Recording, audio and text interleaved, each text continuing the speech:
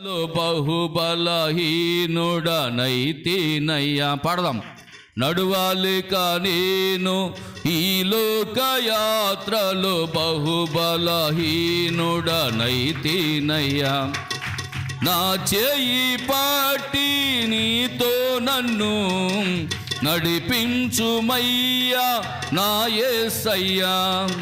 నా చేయి పట్టి నీతో నన్ను నడిపించుమయ్యా నా యేసయ్యా. నడువాలని నీతో ఉండాలని ఆశయ్యా ఓ యేసయ్యా. ఆశయ్యా ఆశయ్యా ఓ యేసయ్యా. నీవే తీర్చాలయ్యా. నీతో నేను పాడాలి అందరూ కూడా ఆరాధన ఆత్మతో సత్యముతో. Glory glory. నీతో నేను నడువాలని నీతో కలిసి ఉండాలని సౌలును పౌలుగా మార్చిన నా గొప్ప దేవుడా. గ్లోరీ. సౌలును పౌలుగా మార్చిన నా గొప్ప దేవుడా. నీలో ప్రేమ నాలో నింపి నీలా నన్ను నీవు మార్చుమయ్యా. నీలో ప్రేమ నాలో నింపి నీలా నన్ను నీవు మార్చుమయ్యా. నీలా ఉండాలని నీతో నడువాలని చిన్న ఆశయ్యా ఓ యేసయ్యా. ఆశయ్యా చిన్న ఓ యేసయ్యా. నీవే తీర్చాలయ్యా. నీతో నేను నీతో కలిసి ఉండాలని ఆమె. నీతో నేను నీతో కలిసి ఉండాలని. హల్లెలూయా. దేవునికి మహిమ కలుగును గాక. వింటున్నారు పిల్లరా? నిజంగా ఈ కాలపు ప్రవక్త చెప్తున్నాడు. హల్లెలూయా. ఒక చిన్న మెసేజ్. నిన్ను నీవు తగ్గించుకొనుము.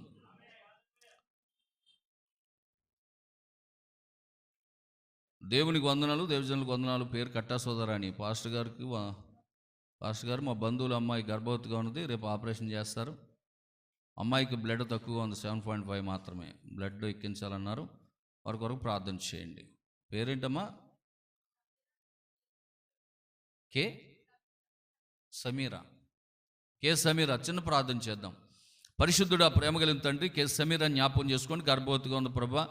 బ్లడ్ అయితే 7.5 ఉందని చెప్తున్నారు. ఇంకా బ్లడ్ ఉన్నాయని ఎక్కువ కావాలి. అయితే ఆ బిడ్డ కొరకు ప్రార్థిస్తున్నాం ప్రభు. మరి ఆ బిడ్డ విషయంలో కార్యం జరిగించండి. తల్లి బిడ్డలకు క్షేమకరంగా ఉంచండి ప్రభా. సంపూర్ణ స్వస్థత దయచేయండి, పరిపూర్ణ ఆరోగ్యం దయచేయండి. నన్ను నమ్మిన పిల్లలు అన్నడు విడువని ఎడబైన వాగ్దానం చేసావు ప్రభా. ఇదిగో నేను నీ సన్నిధిలో ప్రార్థిస్తున్నాం. సుధారానికి ఇచ్చిన విశ్వాసం బట్టి సమీర కొరకు ప్రార్థిస్తున్నాం. గర్భవతిగా ప్రభు సహాయం చేయండి. తల్లి బిడ్డలకు క్షేమకరంగా ఉంచండి, సంపూర్ణ ఆరోగ్యాలు దయచేయండి. ఆ తగ్గినటువంటి బ్లడ్ యేసు నామములో మళ్ళీ పెరుగును గాక ప్రభు. ఆమెన్. హల్లెలూయా. దేవునికి మహిమ కలుగును గాక. ఆమెన్. మంచిది పిల్లరా, చక్కగా దేవుని యొక్క వాక్యాన్ని ధ్యానం చేద్దాం. హల్లెలూయా. ఈ కాలపు ప్రవక్త చెప్తున్నాడు, క్రైస్తవ జీవితం అనేది ఒక సుదీర్ఘమైనటువంటి ప్రయాణం లాంటిది. క్రైస్తవ జీవితం అనేది చెప్పండి ఎలాంటిదంట? ఒక సుదీర్ఘమైనటువంటి ప్రయాణం లాంటిదంట. సుదీర్ఘమైనటువంటి ప్రయాణం చేసేటటువంటి వారు ఇద్దరు మనుషులు సుదీర్ఘంగా ప్రయాణం చేస్తున్నారనుకోండి, వాళ్ళిద్దరూ కడవరకు నడవాలి అంటే వారిద్దరు మనసులో ఏకమవ్వాలంట. హల్లెలూయా. దేవునికి స్తోత్రం కలుగును గాక. అలాగే ఒక వివాహం కూడా అంతే. ఒక వివాహం కూడా సుదీర్ఘమైనటువంటి ప్రయాణం లాంటిది. ఆమెన్. హల్లెలూయా. దేవునికి మహిమ కలుగును గాక. వింటున్నారా? ఒక వివాహం అనేది కూడా అది ఎలాంటిదంటే విమాన ప్రయాణం లాంటిది అన్నాడు ఒక ఆయన. అన్నాడు సముద్రంలో వాడ ప్రయాణం లాంటిదంట. సముద్రంలో వాడ ప్రయాణం లాంటిదంట. దేవునికి స్తోత్రం. మరి సముద్రంలో వాడ ప్రయాణం చేసేటప్పుడు ఒకసారి టికెట్ కొని వాడ ఎక్కామనుకోండి, అబ్బే నాకు భయం వేస్తుందని మధ్యలో దిగిపోతామా? చెప్పండి, దిగడానికి ఉంటుందా? ఒకవేళ దిగితే ఇంకేముండదు. దేవునికి స్తోత్రం. అవునా కదా? అదే బస్సు ప్రయాణం అనుకోండి, అయిపో నాకు వాంతులు వస్తాయంటే ఏం చేస్తాడు? వెంటనే ఆఫ్ చేసి స్టాప్ అంటాడు కండక్టర్. వెంటనే ఏం చేస్తాను? సార్ టికెట్ డబ్బులు పోతే పోయినాయి, నేను మళ్ళీ ఇంకో బస్సుకు వస్తాను, వెళ్ళిపోండి అంటూ దిగిపోతాను. అది బస్సు ప్రయాణం అవుతుంది. అందుకే వివాహం గురించి పిల్లరా, మరి చక్కగా చాలామంది దైవజనులు, నేను ఎక్కువ వివాహం గురించి మెసేజ్లు వింటూ ఉంటాను. హల్లెలూయా. మొన్న శారోన్కి పంపించాను. అందులో ఒక ఆయన అంటున్నాడు, యేసుప్రభుకి వివాహ సంబంధం చూడడానికి వాళ్ళ నాన్నగారు ఎవరో యేసుప్రభు వాళ్ళ నాన్నగారు అంట యేసుప్రభుకి సంబంధం చూడడానికంట ముందు దేవతల దగ్గరికి వెళ్ళాడంట. ఎవరి దగ్గరికి? దేవతల దగ్గరికి వెళ్ళారంట. తండ్రి అయినటువంటి దేవుడు, యెహోవా దేవుడు తన కుమారుడికి పెళ్లి చేయడానికి దేవదూతల దగ్గరికి వెళ్ళాడంట. దేవదూతలు ఎవరో నచ్చలేదంట ఆయనకి. దేవదూతలు ఎవరో నచ్చలేదంట. అందుకనే వచ్చి సంఘాన్ని చూసి సంఘాన్ని కూడా కన్యకగా చూడాలని, పరిశుద్ధంగా చూడాలని, హల్లెలూయా, అప్పుడు సంఘముతో వివాహం చేశాడంట, వధువుగా. ఆమేన్. ఇంతకీ మా పాస్టర్ గారికి తెలీదు దేవదూతలు మగోళ్ళు అన్న సంగతి. ఈరోజు ఈ కాలపు వర్తమానం వచ్చిన తర్వాతే మనల్ని సరిచేసింది. లేకపోతే ఆయన చెప్పే ప్రసంగం మనం కూడా నమ్మేద్దాం. అంతేనా? హల్లెలూయా. కనుక ప్రియమైనటువంటి దేవుని బిడ్డలారా, ఇక్కడ ప్రవక్త ఏమన్నాడంటే, క్రైస్తవ జీవితం అనేది సుదీర్ఘ ప్రయాణం లాంటిది.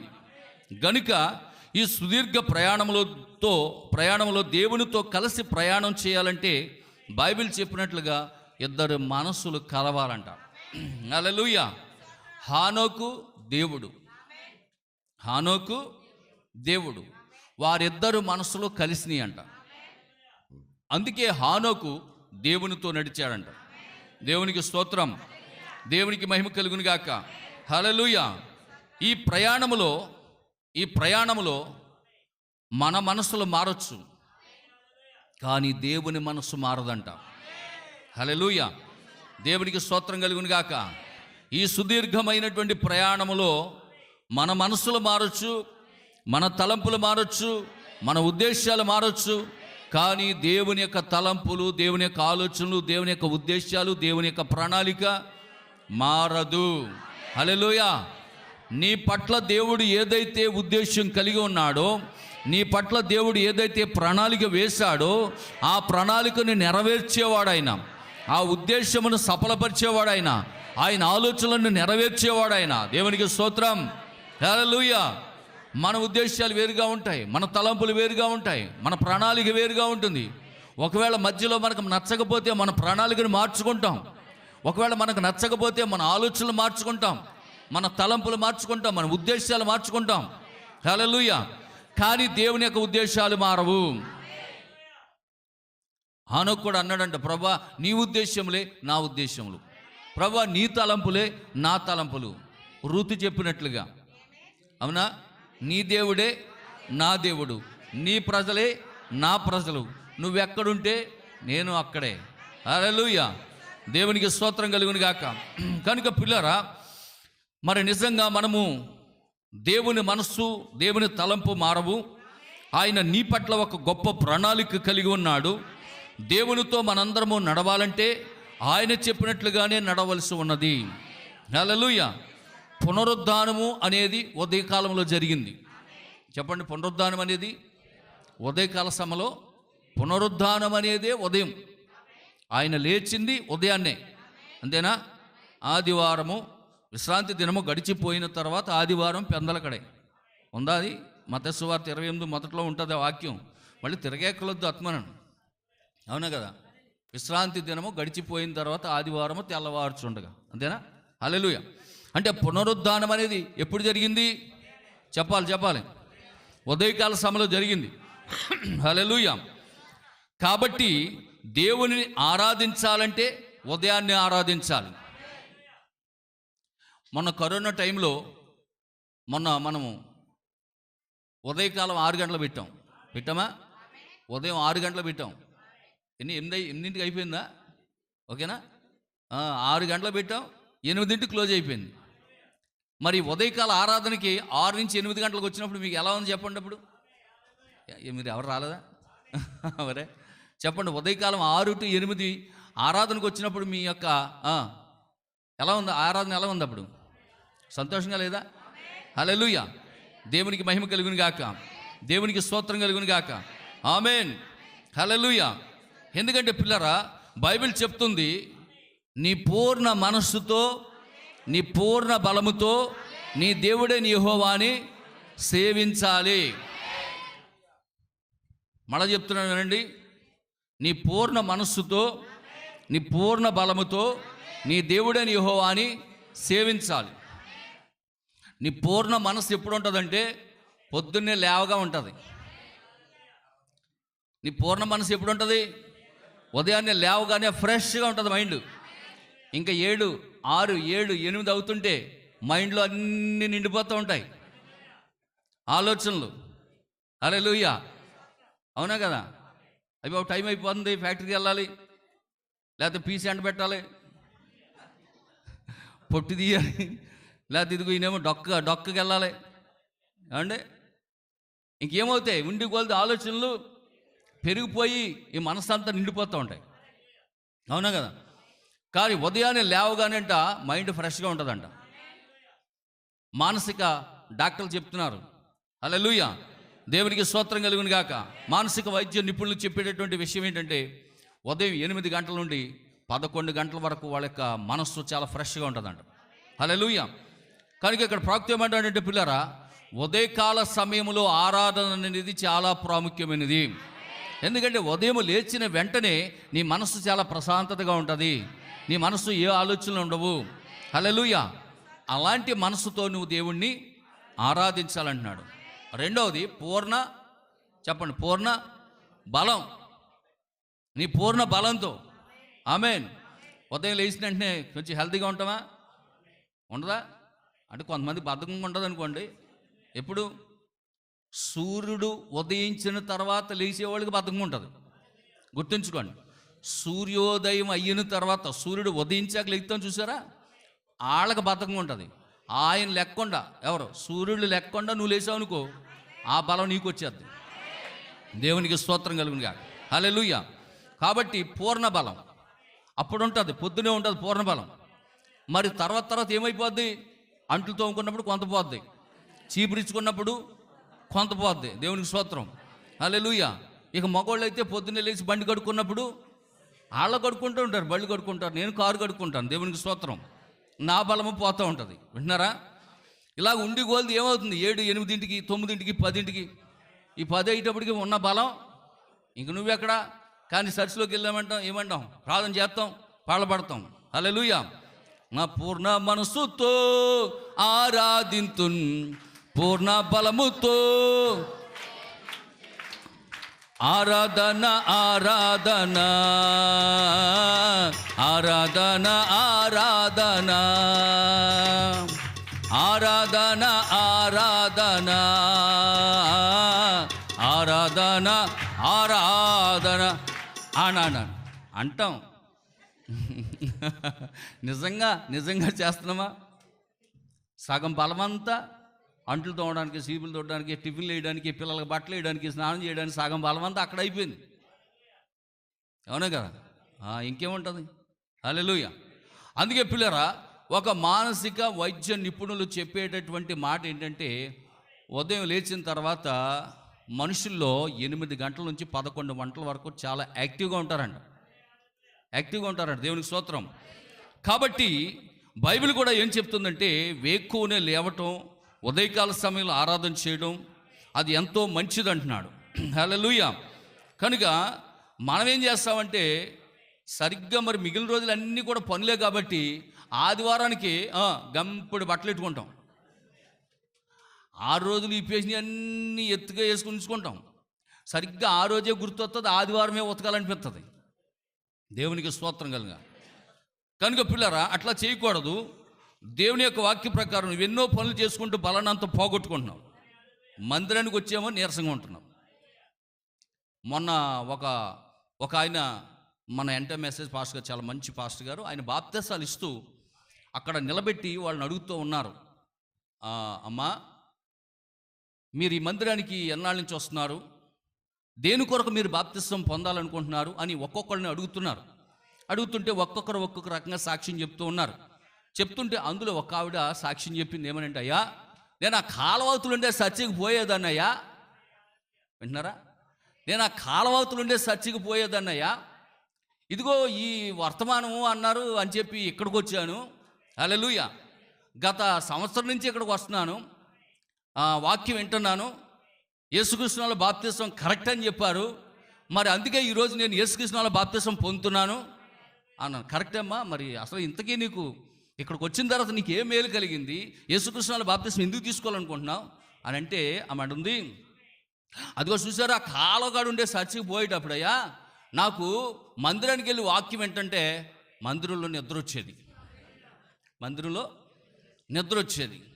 అయితే ఇక్కడ అంచికాల వర్తమానంలోకి వచ్చాక ఇక్కడ వాక్యం వింటున్నప్పుడు అంతసేపు ఇక్కడ నిద్ర రావట్లేదు, కానీ ఇంటికి వెళ్ళాక చక్కగా నిద్ర ఆడుతుందయ్యా అన్నది. దేవునికి స్తోత్రం, హల్లెలూయా, దేవునికి మహిమ కలుగును గాక. వింటున్నారా? మరి ఇక్కడ ఎందుకు నిద్ర రావట్లేదంటే ఎక్కడ వస్తుందయ్యా, ఈ పక్కళ్ళు ఆ పక్కళ్ళు అందరూ ఆమెను చెప్తుంటే నేను కూడా ఊరికి ఉంటానా? హల్లెలూయా, దేవునికి స్తోత్రం కలుగును గాక. నేను కూడా ఆమెను చెప్తూ ఉంటాను, అందుకనే నాకు ఈ చర్చిలో నిద్ర రావట్లా. దేవునికి స్తోత్రం కలుగును. హల్లెలూయా. కనుక ప్రియమైనటువంటి దేవుని బిడ్డలారా, నీ పూర్ణ శక్తితో, పూర్ణ బలముతో, పూర్ణ మనస్సుతో నువ్వు దేవుణ్ణి ఆరాధించాలంటే ఉదయము 8 నుంచి 11 గంటల వరకు. కొంతమంది కళ్ళు మూసేస్తున్నారు, పేర్లు చెప్పించుకోబోకండి. దేవునికి స్తోత్రం. నేను సబ్జెక్టు దాని గురించే చెప్తున్నాను, అయినా సరే మీరు కళ్ళు మోస్తున్నారంటే మరి ఇంక నేను ఏం చెప్పను? యేసు పిలుచుచున్నాడు అనే పేరు పెట్టి పిలుచుకోకండి. దేవునికి స్తోత్రం, హల్లెలూయా, హల్లెలూయా, దేవునికి స్తోత్రం కలుగును గాక. బెన్హామ్ గారి దగ్గర నేర్చుకుని వచ్చాడు ఒక ఆయన, ఓ పాస్టర్ గారు, పేరు పెట్టి పిలవడం. లక్ష్మి నడు నొప్పితో బాధపడుతున్నావు సహోదరి అన్నాడంట. 4 లేచారంట. దేవునికి స్తోత్రం. ఎంతమంది? 4 లేచారంట. కాదు ఎర్ర చీర కట్టుకుని లక్ష్మి అన్నాడు. వింటున్నారా? నడు నొప్పి లేనోళ్ళు ఎవరున్నారు? లక్ష్మి అని పేరు లేనోళ్ళు ఎవరున్నారు? 5,000 మంది కూటానికి వచ్చారు అక్కడికి. హల్లెలూయా, దేవునికి స్తోత్రం కలుగా. కనుక పిల్లరా, ఈ ఉదయకాల సమయంలో మరి నిద్ర లేవగానే మనస్సు చాలా ప్రశాంతంగా ఉంటుంది. ఆ సమయంలో దేవుడిని ఆరాధించడానికి అదే మంచి సమయము. ఉదయాన్నే మనం లేచిన వెంటనే మొదటగా దేవుని ఆరాధించాలి. హల్లెలూయా. బద్ధగస్తులంటే దేవునికి ఇష్టం ఉండదు, ఉత్సాహవంతులైతేనే దేవునికి ఇష్టమంట. హల్లెలూయా, దేవునికి స్తోత్రం కలుగును గాక. ఆమేన్. చురుకైన వారంటేనే దేవునికి ఇష్టం. హానోకు చురుకైన వాడు, హానోకు దేవునికి ఇష్టడై ఉన్నాడు. హానోకు దేవునితో ప్రతిదినం వాకింగ్ చేసేవాడంట. హల్లెలూయా, దేవునికి మహిమ కలుగును గాక. హానోకు ఉదయాన్నే లేచి ఆ మార్నింగ్ వాక్ వెళ్తూ ఉండగానే పాటలు పాడుతూనే వెళ్ళేవాడంట, దేవుని ఆరాధిస్తూనే ఉండేవాడంట, దేవుని స్తుతిస్తూనే ఉండేవాడంట. హల్లెలూయా. మార్నింగ్ వాక్లో కూడా దేవుని కనపరిచేవాడంట. రేపు ఆదివారంగా ప్రార్థనకి వెళ్ళాక కదా పాటలు పాడేది? నో, పాటలు పాడేది ప్రార్థనలోనే కాదు, దేవుని మందిరంలోనే కాదు. నువ్వు ఇంటి దగ్గర టిఫిన్ చేస్తున్నా పాడుతూ ఉండాలి, నువ్వు అంట్లు తోముతున్నా ప్రార్థన చేస్తూ ఉండాలి, నువ్వు పాటలు పాడుతూ ఉండాలి, దేవుని స్తుతిస్తూ ఉండాలి. హల్లెలూయా. హానోకు అదే చేశాడంట. మార్నింగ్ వాక్ వెళుతూ ఉండగానే దేవుని స్తుతిస్తూ ఉన్నాడంట, దేవుని పాడుతూ ఉన్నాడంట, దేవుని కనపరుస్తూ ఉన్నాడంట, ఉత్సాహంగా ఉన్నాడంట. ఆమేన్. అందుకే దేవుడు కూడా దిగి వచ్చాడంట. హానోక నేను కూడా మార్నింగ్ వాక్ వచ్చాను అనమాట. హల్లెలూయా, దేవునికి స్తోత్రం కలుగును గాక. వింటున్నారు పిల్లరా? కాబట్టి హానోకు దేవునికి ఇష్టడై ఉన్నాడు. అందుకే ఆయనకి ఇష్టమైంది కాబట్టి ఒక రోజు అన్నాడంట, హానోక ఇంటికి వెళ్ళొద్దులే, ఇవాళ మన ఇంటికి వెళ్ళిపోదాం అన్నాడు. హానోకు ప్రతిదినము దేవునితో నడుచుచు ఒక దినాన దేవునితో కొనుపోబడెను. హల్లెలూయా.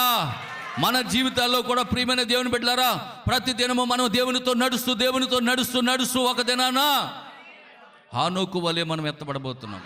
హల్లెలూయా, దేవునికి మహిమ కలుగును గాక. ఆమేన్. కనుక ఇక్కడ చూడండి, యెహోవా నోటి మాట చొప్పున ఇశ్రాయేలీలంట ప్రయాణం చేసేవారంట. యెహోవా మాట చొప్పున ఇశ్రాయేలీలు ప్రయాణం చేసేవారంట. హల్లెలూయా, దేవునికి మహిమ కలుగును గాక. వారిని ఎవరు నడిపించేవారంటే మేఘము నడిపించేది. మేఘం నడిపించేది. మేఘం వచ్చి ఎక్కడైతే నిలబడ్డదో అక్కడ వాళ్ళు డేరాలు వేసుకునేవారు, అక్కడ వారు నివాసం చేసేవారు. ఎప్పుడైతే మేఘం పైకి లేచి నడవడం మొదలుపెట్టిందో వాళ్ళు వెంటనే డేరాలు పీకి వాళ్ళ మూటముళ్ళు సర్దుకుని వాళ్ళ ప్రయాణం సాగించేవారు. హల్లెలూయా, దేవునికి స్తోత్రం కలుగును గాక. ఎందుకంటే పిల్లరా, వాళ్ళకి అర్థమయ్యింది, మేము ఈ దేశస్తులము కాదు, మేము పరదేశులమని. ఏ క్షణాన్న ఏ సమయంలో దేవుడు మమ్మల్ని పిలుస్తాడో తెలియదు. అందుచేత ఏ క్షణమైనా వెళ్ళటానికి మేము రెడీగా ఉండాలి. హల్లెలూయా, దేవునికి స్తోత్రం కలుగును గాక. ఆ మనసుంటేనే తప్ప మనం వెళ్ళలేమంట. ఏ క్షణాన్నైనా దేవుడు పిలుస్తాడు, ఆ క్షణాన్ని మనం వెళ్ళిపోవాలి. హల్లెలూయా. కనుక ప్రియమైనటువంటి దేవుని బిడ్డలారా, నిజంగా ఇశ్రాయేలు వారి ప్రయాణంలో దేవుని నోటి మాట ప్రకారం ప్రయాణించేవారు. పగలు మేఘస్తంభం వెంబడించారు, రాత్రి అగ్నిస్తంభంలో దిగి వచ్చాడు దేవుడు. యెహోవా నోటి మాట చొప్పునే వారు ప్రయాణించేవారు. నీవెప్పుడైతే సంఘానికి సరైన సమయానికి వస్తావో నీ పిల్లలు కూడా అదే మార్గంలో అదే సమయానికి వస్తారు. హల్లెలూయా. కనుక తల్లిదండ్రులైనటువంటి మీరు మిమ్మల్ని మీ పిల్లలు ఫాలో అవుతూ ఉంటారు. నువ్వు 10ంటికి వస్తే మీ పిల్లలు 10ంటికే వస్తారు. ఆమేన్. హల్లెలూయా. నువ్వు 9:30కి వస్తే నీ పిల్లలు 9:30కే వస్తారు. ఆమేన్. హల్లెలూయా. ఇక్కడ ప్రవక్త అంటున్నాడు, పరిశుద్ధ సంఘం అనేది లేదు కానీ, పరిశుద్ధ ప్రజలు అనేది లేరు కానీ, పరిశుద్ధాత్మే ప్రజలలో ఉండి పరిశుద్ధులుగా మారుస్తుందంట. హల్లెలూయా. మనమందరము చేసేది ఏదీ లేదు కానీ దేవుడు మన కొరకు చేసిన విమోచన కార్యము సంపూర్ణముగా విశ్వసించిన ఎడల ఆయనను నీ సొంత రక్షకునిగా అంగీకరించినట్లయితే నువ్వు రక్షించబడతావు. హల్లెలూయా. మనకంటూ ఏమీ భక్తి లేదు. మనం చేసే భక్తిని బట్టి మనం పరలోకం పోము. మీకు అర్థమవుతుందా? మనం చేసే భక్తిని బట్టి మనం పరలోకము పోము. దేవునికి స్తోత్రం. అసలు ఆ దొంగోడు ఏ భక్తి చేయలేదు. ఆ దొంగోడు ఏ భక్తి చేయలేదు, ఏ కూటానికి పోలేదు, అసలు ఏ ఒక్కరోజు కూడా బాప్తిసం పొందలా, మారు మనసు పొందలేదు. ఒక్కరోజు మాత్రం ఆ సిలువలో వేలాడుతూ కుడివైపున దొంగ, ప్రభు నన్ను ప్రభువా, మేమంటే దొంగోళ్ళు, మేమంటే మంచోళ్ళం కాదు, మాకు ఇలాంటి శిక్ష పడడం కరెక్టే ప్రభువా, కానీ నువ్వు దేవుడు, పరిశుద్ధుడు ప్రభువా, నువ్వేదో ఒకరోజు మళ్ళీ వస్తానని చెప్తున్నావు. హల్లెలూయా. నువ్వు నీ రాజ్యాన్ని తీసుకొస్తానంటున్నావు. నువ్వు అలా ఒక రాజ్యాన్ని తీసుకొచ్చినప్పుడు ఒక్కసారి నన్ను జ్ఞాపకం చేసుకో ప్రభు అని. హల్లెలూయా. అది ఆయనకి ఇష్టమైంది. ఒకే మాట అన్నాడు, అప్పుడు దాకా ఎందుకులే, నేను వెళ్తున్నాను కదా, అప్పుడు దాకా ఎందుకు, చాలా టైం ఉంది, నేను మళ్ళా మధ్యాకాశంలోకి రావాలి, నా వధువుకి విందు సిద్ధపరచాలి, నా వధువుని నేను పిలవాలి, నా వధువు వచ్చి నాతో 3.5 సంవత్సరాలు విందు చేయాలి, అప్పుడు కదా, ఇంకా బోల్డంత తతంగం ఉంది, అప్పుడు దాకా ఎందుకు, నాకు ఇప్పుడే ఇష్టమైంది. ఆమేన్. వచ్చే నాకు కూడా అన్నాడు. వెళ్ళిపోయాడా? అందుకే ప్రవక్త అంటున్నాడు, పిల్లరా, మనం చేసే భక్తిని బట్టి మనం పరలోకము పోము కానీ జగత్తు పునాది వేయబడక మునిపే నువ్వు ప్రేమ చేత ఆయనలో నువ్వు ఉంటే, ఆ విత్తనం నీలో పెట్టి పంపిస్తే, హల్లెలూయా, నీ ఎత్తబాటుని ఏ శక్తి ఆపలేదు. దేవునికి స్తోత్రం. హల్లెలూయా. కనుక ప్రియమైనటువంటి దేవుని బిడ్డలారా, ఇక్కడ ప్రవక్త చెప్తున్నటువంటి కొన్ని కార్యాలు మీకు చెప్పాలని ఆశపడుతున్నాను. ప్రపంచంలోనే అతి గొప్ప తాజా వార్త ఏంటంటే యేసు మరణించి తిరిగి లేచాడు. The big breaking news. ఇంతకంటే గొప్ప తాజా వార్త ఇక ప్రపంచంలో ఏదీ లేదు. హల్లెలూయా. దేవునికి మహిమ కలుగును గాక. అందుకే ప్రవక్త అంటున్నాడు, ఏది సత్యమో ఏది అసత్యమో మొదటిగా నేను తెలుసుకుంటేనే తప్ప దానిని నమ్మండి అని నేను ఎవరికి చెప్పను. హల్లెలూయా. మొదటిగా నేను తెలుసుకుంటాను ఏది సత్యమో ఏది అసత్యమో, నేను మొదటిగా తెలుసుకుంటాను. అది సత్యము అని నాకు అనిపిస్తే దీన్ని మీరు ఫాలో అవ్వండి అని నేను మీకు చెప్తాను. అది సత్యమో అసత్యమో కాకుండా తెలియకుండా నేను ఎవరికి బోధించను, అది నేను ఎవరికి చెప్పను. హల్లెలూయా, దేవునికి మహిమ కలుగును గాక. కనుక పిల్లరా, నిజంగా చూడండి, ఇక్కడ ప్రభుత్వం అన్నాడు ఏ సేవకుడైనా అలాగునే చేయాలి. అతడు ఒక నాయకుడిగా ఉండవలసి ఉంది. జనులను మంచి మార్గంలో నడిపించే నాయకుడిగా ఉండాలి. ఆమేన్. విశ్వాసులైనటువంటి మీరు దేవుని వాక్యమును నమ్మాలి. ఈ సత్య సువార్తను నేను చెప్పుటకు ప్రయత్నించుచున్నప్పుడు జనులు నన్ను చూసి నవ్వుచూ ఉన్నారు. హల్లెలూయా. ఈ సత్య సువార్తను ప్రపంచానికి ప్రకటిస్తూ ఉన్నప్పుడు జనులు ఎంతోమంది ఏం చేస్తున్నారంట, హేళన చేస్తూ ఉన్నారంట, నవ్వుతూ ఉన్నారంట. ఎందుకంటే అప్పటికే ప్రపంచమంతా సువార్త వేరుగా ఉన్నది. కానీ ఇక్కడ మరి బ్రన్హామ్ గారు వచ్చి ప్రకటిస్తున్న సువార్త బోధ చాలా వేరుగా ఉంటున్నది. ఇది డిఫరెంట్గా ఉన్నది. అందుకే ప్రవక్తను చూసి వాళ్ళు హేళన చేస్తూ ఉండేవారు. హల్లెలూయా. అది నాకు అవమానములా అనిపించును. ఆమేన్. అయినను నేను దాన్ని పట్టించుకోలేదు. అది నాకు అవమానం అనిపించింది. హల్లెలూయా. దేవుని పిలుపు మేరకు నేను సేవకొచ్చాను. దేవుని పిలుపు మేరకు నేను సేవ చేస్తున్నాను. దేవుని యొక్క పిలుపులో నేను దేవుని వాక్యం బోధిస్తున్నాను. ప్రపంచ దేశాలు తిరుగుతున్నాను. అయినను లోకములో ఉన్న జనులు నన్ను చూసి హేళన చేస్తున్నప్పుడు అది నాకు అవమానమని అనిపించినా నేను దానిని పట్టించుకోను. హల్లెలూయా, దేవునికి మహిమ కలుగును గాక. ఎందుకంటే పిల్లరా, మునిగిపోతున్నటువంటి పడవలో నుంచి ఆ వ్యక్తులను బయటికి రక్షించినట్లుగానే నాకు అనిపిస్తా ఉన్నది. హల్లెలూయా. కాలిపోతున్నటువంటి ఇంట్లో ఏదైనా ఒక మంటల్లో పడి కాలిపోతున్నటువంటి వ్యక్తులను రక్షించినట్లుగా నాకు అనిపిస్తా ఉన్నది. కాబట్టి ఎవరు ఎన్ని రకాలుగా నా గురించి అనుకున్నా నేను మాత్రం బోధించే సత్య వాక్యమును బోధించే తీరుతాను. ఎందుకంటే ఈ బోధ నాది కాదు, ఇది ఆది అపోస్తలుడైనటువంటి పౌలు గారు వేసిన పునాది ఉన్నది. ఆ పునాది మీదే సంఘము కట్టబడింది. ఆ వాక్య ప్రత్యక్షత మీదే సంఘం కట్టబడింది. ఆ వాక్యమే నేను బోధిస్తా ఉన్నాను.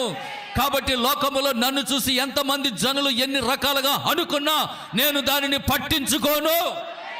హల్లెలూయా, దేవునికి మహిమ కలుగును గాక. ఆమేన్. కనుక ప్రియమైనటువంటి దేవుని బిడ్డలారా, చూడండి, ఇక్కడ అంటున్నాడు, వారు ఎందుకు నేను చెప్పేది నమ్మలేకపోవచ్చున్నారు, ప్రభు అయిన యేసునందు ఎందుకు వారు విశ్వాసం ఉంచలేకపోవచ్చున్నారు అని నేను ఆలోచించేవాడిని. ఆమేన్. ఎందుకు నేను చెప్పే వర్తమానం వారు నమ్మట్లేదు? నేను చెప్పేది బైబిల్లో ఉన్నది కదా. ఏమో మిగిలిన వాళ్ళు అనరు ఆమెనని చెప్పండి. ఇంకా 2 సంవత్సరాల నుంచి ఎలక్షన్కి టైం. హల్లెలూయా, దేవునికి స్తోత్రం కలుగునుగా. వింటున్నారా? ఆమేన్. హల్లెలూయా. ఎందుకు జనులు నా మాట వినడం లేదు, ఎందుకు జనులు నా వాక్యం నమ్మట్లేదు అని నేను ఆలోచించుతుని. అయితే నాకు అదే సమయంలో ఒక వాక్యం బయలుపరచబడ్డది. అదే కొరింథీయులకు రాసిన 2వ పత్రిక 4వ అధ్యాయం 4వ వాక్యం. ఆమేన్. చదవండి. కొరింథీయులకు రాసిన 2వ పత్రిక 4వ అధ్యాయం 4వ వాక్యం. దేవుని స్వరూపి అయ్యున్న క్రీస్తు మహిమను కనబరచు సువార్త ప్రకాశము వారికి ప్రకాశింపకుండు నిమిత్తము ఈ యుగ సంబంధమైన దేవత అవిశ్వాసులైన వారి మనోనేత్రములకు అదనమాట. ఎవరికి గుడ్డితనం కలిగేసిందని చెప్పండి? అవిశ్వాసు. అంటే నా వాక్యం ఎవరు వినరంటే అవిశ్వాసులు వినరు. హల్లెలూయా. నా వాక్యము అవిశ్వాసులు నమ్మరు. ఎందుకంటే వినకుండా నమ్మకుండా చేసింది యుగ దేవత, గుడ్డితనం కలగజేసింది. కాబట్టి నా వాక్యము నమ్మేవారు, నా వాక్యం వినేవాళ్ళు విశ్వాసులై ఉన్నారు. హల్లెలూయా. అవిశ్వాసులకి నా వాక్యము నచ్చదు, అవిశ్వాసులు నా వాక్యం వినరు. ఎందుకంటే దేవుడు దాన్ని ముందే చెప్పేశాడు. హల్లెలూయా. కనుక ప్రియమైనటువంటి దేవుని బిడ్డలారా, నిజంగా చూడండి, ప్రవక్త అన్నాడు, అయితే నేను ఒకటి నమ్ముతాను, ఆయన సత్యవంతుడని. ఆయన సత్యవంతుడైతే నేను నమ్మిన వాక్యము సత్యమైనది. బైబిల్ చెప్పినట్లుగా సత్యము నిన్ను స్వతంత్రులుగా చేస్తా ఉన్నది.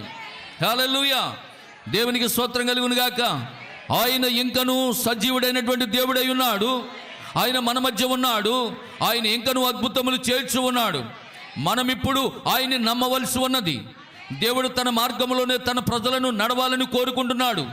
ప్రభు మీ అందరినీ ఎంతగానో దీవించునుగాక. హల్లెలూయా.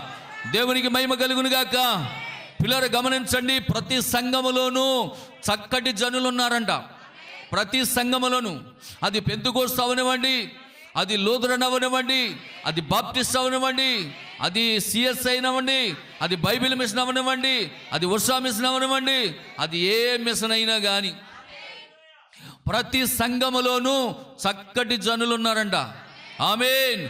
వారికి వాక్యము కావాలంట, వారికి దేవుడు కావాలంట. ఆమేన్. గనుకనే పిల్లరా, వాక్య ప్రత్యక్షత కావాలని కోరుకునే ప్రతి వారు ఈ వాక్యమును అంగీకరిస్తారండి వాళ్ళు. హల్లెలూయా. కనుక ప్రియమైనటువంటి దేవుని బిడ్డలారా, దేవుని యొక్క వాక్యాన్ని మనం గమనించినట్లయితే హల్లెలూయా, చూడండి, ప్రతి సంఘములోనూ చక్కటి జనులు ఉన్నారు. మనల్ని మనం తగ్గించుకునే ద్వారా దేవుణ్ణి మనం సమీపించగలం. హల్లెలూయా. మీ సహోదరుల మీద మీకు విరోధులుగా ఎవరైనా మీతో ఏదైనా చెప్పినా అది మీరు నమ్మవద్దు. హల్లెలూయా. మీ సహోదరుని గురించి కానీ మీ సహోదరుడి గురించి కానీ ఎవరైనా ఏదైనా చెడ్డగా మీ మధ్యకు వచ్చి చెప్పినా దానిని మీరు నమ్మవద్దు. హల్లెలూయా. దేవునికి మహిమ కలుగును గాక.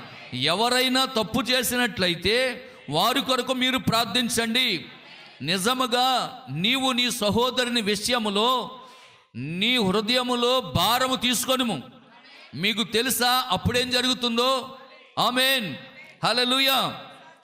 అతడు తిన్నగా మరలా దేవుని సన్నిధికి వచ్చి ఆరాధనలో పాల్గొనుట నువ్వు చూస్తావు. హల్లెలూయా. నీవెప్పుడైతే నీ సహోదరుని గురించి ప్రార్థిస్తావో, నువ్వెప్పుడైతే నీ సహోదరుని గురించి ప్రార్థిస్తావో, ఆ సహోదరుడు ఏం చేస్తాడంట?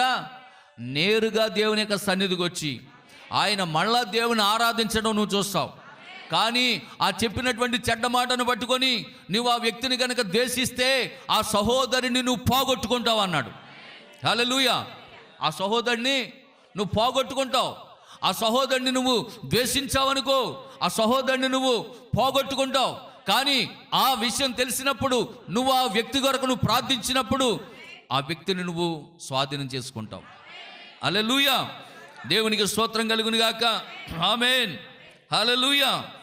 కనుక పిల్లరా, అతడు తిన్నగా మరలా ఆరాధనలో ఉండుటను నువ్వు కనుగొంటావు. ప్రభు అయిన యేసు ఏదో ఒక దినమున వచ్చినని మనమందరము ఎరుగుదుము. అదెంతో అకస్మాత్తుగాను అదెంతో మాధుర్యముగా ఉండును. ఆమేన్. ఎత్తబడుట అనేది మెల్లగా జరిగిపోతున్నటువంటి కార్యమై ఉన్నది. హల్లెలూయా. ఆమేన్. ర్యాప్చర్ అనేది, ఎత్తబడుట అనేది, హల్లెలూయా, అదేదో మెల్లగా జరుగుతున్న కార్యం అంటది. అంటే ఇప్పటికే ప్రభు మధ్యాకాశంలోనికి వచ్చి ఉన్నాడు. ఆ సంగతి లోకానికి ఇంకా అర్థం కావట్లేదు. ఆయన మధ్యాకాశంలో పెండ్లి కుమారుడుగా వచ్చి పెండ్లి విందు సిద్ధపరుస్తున్నాడు. హల్లెలూయా. త్వరలోనే ఒక దినాన్న ఆయన కడబోర శబ్దము మ్రోగిస్తాడు. ఆమేన్. ఆ సమయంలో భూమి మీద ఉన్నటువంటి వధువు ఆయన స్వరాన్ని విని అకస్మాత్తుగా రెప్పబాటున నువ్వెక్కడి నుంచి ఆయన యొద్దకు వెళ్ళిపోతావు. దేవునికి స్తోత్రం కలుగును గాక. హల్లెలూయా. కనుక పిల్లరా, ఎత్తబడుడు అనేది చూడండి, అది ప్రపంచవ్యాప్తంగా జరుగును. క్రీస్తునందు మృతులైనటువంటి వారు మొదట లేస్తారు. ఆ తర్వాత సజీవులైనటువంటి మనము అందరము కలిసి గృహమునకు కొనిపోబడుదుము. ఆమేన్. ఆ తర్వాత శ్రమలు ఆరంభమగును. హల్లెలూయా. దేవునికి స్తోత్రం కలుగును గాక. ఆ శ్రమలలో నేను ఉండగోరుట లేదు. ప్రవక్త అంటున్నాడు, ఆ శ్రమలలో నేను ఉండగోరుట లేదు. దేవునికి స్తోత్రం. మనము విమోచింపబడిన ప్రజలము, దేవుని ఆత్మచేత ముద్రించబడిన ప్రజలము, దేవుని వాక్యమును తిరస్కరించిన వారు శ్రమల గుండా వెళ్ళవలసి ఉన్నది. ఆమేన్. కాబట్టి పిల్లారా, కేవలం మీరు ప్రార్థిస్తూ ఉండండి. మీరు ఆ శ్రమలను తప్పించుకొనుటకు ఒకటే ఒక మార్గం ఉన్నది. హల్లెలూయా. దేవుడు భూమి మీద నీకు కేటాయించిన ఆయుష్కాలమును దేవుని కొరకు వాడకపోతే నువ్వు అత్యంత నిర్లక్ష్యపరుడు వగుదువు. హల్లెలూయా. దేవునికి స్తోత్రం కలుగును గాక. దేవుని కొరకు ఏదైనా కార్యము చేయదలిస్తే మనమంతా కలిసికట్టుగా దేవుని ఎదుట మన పాపములను ఒప్పుకొని దేవుడు తన కార్యములు చేయనట్లుగా ప్రార్థించవలెను. దేవుడు ఏదో నీ ఎడల కార్యం చేయాలని చూస్తూ ఉన్నాడు. దేవుడు తన సంఘం పట్ల ఏదో ఒక కార్యం చేయాలని చూస్తూ ఉన్నాడు. అయితే దేవుని యొక్క సన్నిధిలో మనమందరము ఏం చేయాలంట? మన పాపములను ఒప్పుకొని దేవుడు తన కార్యమును చేసినట్లుగా మనమందరము కలిసి ప్రార్థన చేయాలంటున్నాడు. దేవునికి స్తోత్రం, హల్లెలూయా, దేవునికి మహిమ కలుగును గాక. కనుక పిల్లరా, నిజంగా చూడండి, ఆయన మన మధ్య తన అద్భుత కార్యములను జరిగించునని నేను నమ్ముచున్నాను. పరిశుద్ధులకు ఒక్కసారి అప్పగింపబడిన బోధ నిమిత్తం నేను పోరాడుచున్నానని పౌలు గారు చెప్పలేదా? హల్లెలూయా. దేవుని యొద్ద నుండి నీవు శక్తిని పొందుకోవాలంటే నీవెంతో దీనుడిగా ఉండాలి. ఆమేన్.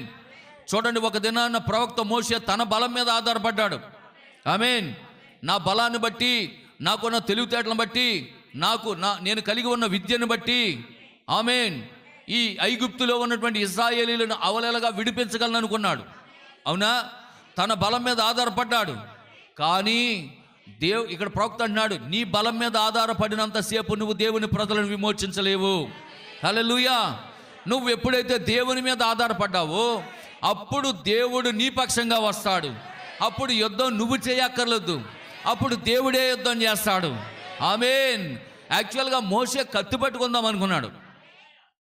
ఐగుప్తీయులను జయించడానికి మోషే సకల విద్యలు నేర్చుకొని కత్తి పట్టుకుందాం అనుకున్నాడు. కానీ దేవుడు ఏమిచ్చాడు? చేతికి కర్ర ఇచ్చాడు. హల్లెలూయా, దేవునికి స్తోత్రం కలుగును గాక. నా ప్రియమైనటువంటి దేవుని బిడ్డలారా, నీ జీవితంలో కలుగుతున్నటువంటి శోధనలు, నీ జీవితంలో కలుగుతున్నటువంటి ఇబ్బందులను ఎదుర్కోవడానికి నువ్వేదేదో పట్టుకోవాలని ఆశించకో, దేవుని చేయబట్టుకో. హల్లెలూయా. దేవుడు వస్తాడు నీ పక్షంగా. ఓ, దేవుడే యుద్ధాన్ని జరిగిస్తాడు, నీ శ్రమల నుండి విడిపిస్తాడు, నీ పక్షంగా ఆయన వాదిస్తాడు. ఆయన నీ పక్షంగా న్యాయవాది అయి ఉన్నాడు. హల్లెలూయా, దేవునికి మహిమ కలుగును గాక. అందుకే ప్రవక్త అంటున్నాడు, నీ బలమును ఆధారం చేసుకోవద్దు, నిన్ను నువ్వు తగ్గించుకో, నువ్వు ఒక దీనుడిగా మారిపో. నాదేమీ లేదు ప్రభు అని చెప్పు. ఆమేన్. నా బలము చాలదు ప్రభు అని చెప్పు. యెహోషాపాతు చెప్పినట్లుగా చెప్పు. ఓ ప్రభువా, మా బలము చాలదయ్యా, మేము కొద్ది జనంగా ఉన్నాము నాయనా, మాకు పెద్ద ఆయుధాలు లేవు ప్రభువా, మాకు పెద్ద సైనికులు లేరు ప్రభువా, వారిని జయించడానికి మాకు శక్తి చాలదు ప్రభువా అని యెహోషాపాతు రాజు మోకరించినట్లుగా మోకరించు. అప్పుడు దేవుడు నీతో మాట్లాడతాడు. ఓ యెహోషాపాతు, నీ దగ్గర సైనికులు లేకపోయినా పర్లేదు, నీ దగ్గర రథాలు లేకపోయినా పర్లేదు, నీ దగ్గర గుర్రాలు లేకపోయినా పర్లేదు, నీ దగ్గర కత్తులు లేకపోయినా పర్లేదు, నువ్వు ఒకరిని కలిగి ఉన్నావు. దేవుని స్తుతించేవారిని, ఆరాధించేవారిని, గణపరిచేవారిని, ప్రార్థించేవారిని ముందు పెట్టు. దేవునికి స్తోత్రం కలుగును గాక. హల్లెలూయా. దేవుడు చెప్పినట్లుగా చేస్తాడు. అవునా? దేవుడు చెప్పినట్లుగా చేస్తాడు. ఆరాధించేవారిని, స్తుతించేవారిని, పాడేవారిని, నిద్రపోయేవారిని. చెప్పండి, నిద్రపోయి చెప్పండి. హల్లెలూయా. అవునా? నేను ఎందుకంటే పేరు చెప్పకూడదని చెప్పలేదు. అమ్మా డానియల్ గారు ప్రార్థన చేయండి, భోజనాలకి. దేవుని స్తోత్రం. హల్లెలూయా. 11:30 అయిందా? సరే, మంచిది. వింటున్నారా? హల్లెలూయా. కనుక ప్రియమైనటువంటి దేవుని బిడ్డలారా, మోషే తన బలం మీద ఆధారపడినంతసేపు విమోచకుడు కాలేకపోయాడు. ఎప్పుడైతే తనను తాను తగ్గించుకున్నాడో, దీనుడిగా మారిపోయాడో, గొర్రెల్లో ఒక గొర్రెంట. అతడు ఎలా మారిపోయాడంటే, ఆ గొర్రెలు మేపుతూ మేపుతూ మేపుతూ ఈయన కూడా ఒక గొర్రె అయిపోయాడు. దేవునికి స్తోత్రం కలుగును గాక. హల్లెలూయా. అంటే దాని అర్థం ఏంటో తెలుసా? గొర్రె ఎప్పుడు కూడా కాపరి పైన ఆధారపడుతుంది. అంటే ఇప్పుడు మోషే కూడా గొర్రె అయిపోయిన అర్థం ఏంటి? అంతే, ఆయన కాపరి అని గుర్తించాడు. నేను కాదు కాపరి, కాపరి ఆయన. హల్లెలూయా. దేవునికి మహిమ కలుగును గాక. ఆమేన్. కనుక పిల్లరా, నిజంగా చూడండి, ఇక్కడ ఒక మాట చెప్తున్నాడు, మనల్ని మనం తగ్గించుకొని దీనులుగా ఉండవలసి ఉన్నది. దానియేలు అదే చేశాడు. ప్రభువా, ఆ సింహాలంటే నాకు కూడా భయమే. ఎవరికి భయం ఉండదు సింహాలంటేని? వింటున్నారా? దేవునికి స్తోత్రం కలుగుగా. మొన్న పోనీ లాస్ట్ ఇయర్ ఇప్పుడు అనుకుంటా ఒరిస్సా దగ్గరలో అడవిల్లో మన ఎవరంటే రాయ్ మ్యాథ్యూస్ గారు కోటానికి వెళ్ళారు. అక్కడికి రాయ్ మ్యాథ్యూస్ గారు అడవి ప్రాంతం అంటది, కోటానికి వెళ్ళారంట. అక్కడికి దేవునికి స్తోత్రం, హల్లెలూయా. అక్కడ కోటాలు జరిగిన తర్వాత ఆ అడవిలో నడుచుకుంటూ ఆ ప్రాంతం నుంచి నడుచుకుంటూ రావాలి. మరి ఏముండవు మార్గంలో, మనకులాగా బళ్ళు, కార్లు, ఆటోలు ఏముండవు. అక్కడ అంతా నడుచుకుంటూ రావాలంట. పిల్లలతో సహా చిన్న పిల్లల్ని ఇలా నడని కట్టుకుంటారంట. వాళ్ళు పిల్లల్ని నడని కట్టుకుంటామంటే ఇలా క్లాత్ వేసి అందులో కట్టేసుకుంటారంట. హల్లెలూయా.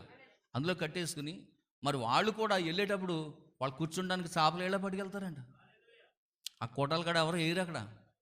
మీకంటే ఇక్కడ అన్నీ ఆవుతున్నాం కానీ దేవుని స్తోత్రం, అక్కడ అలాగే ఏమేరంట.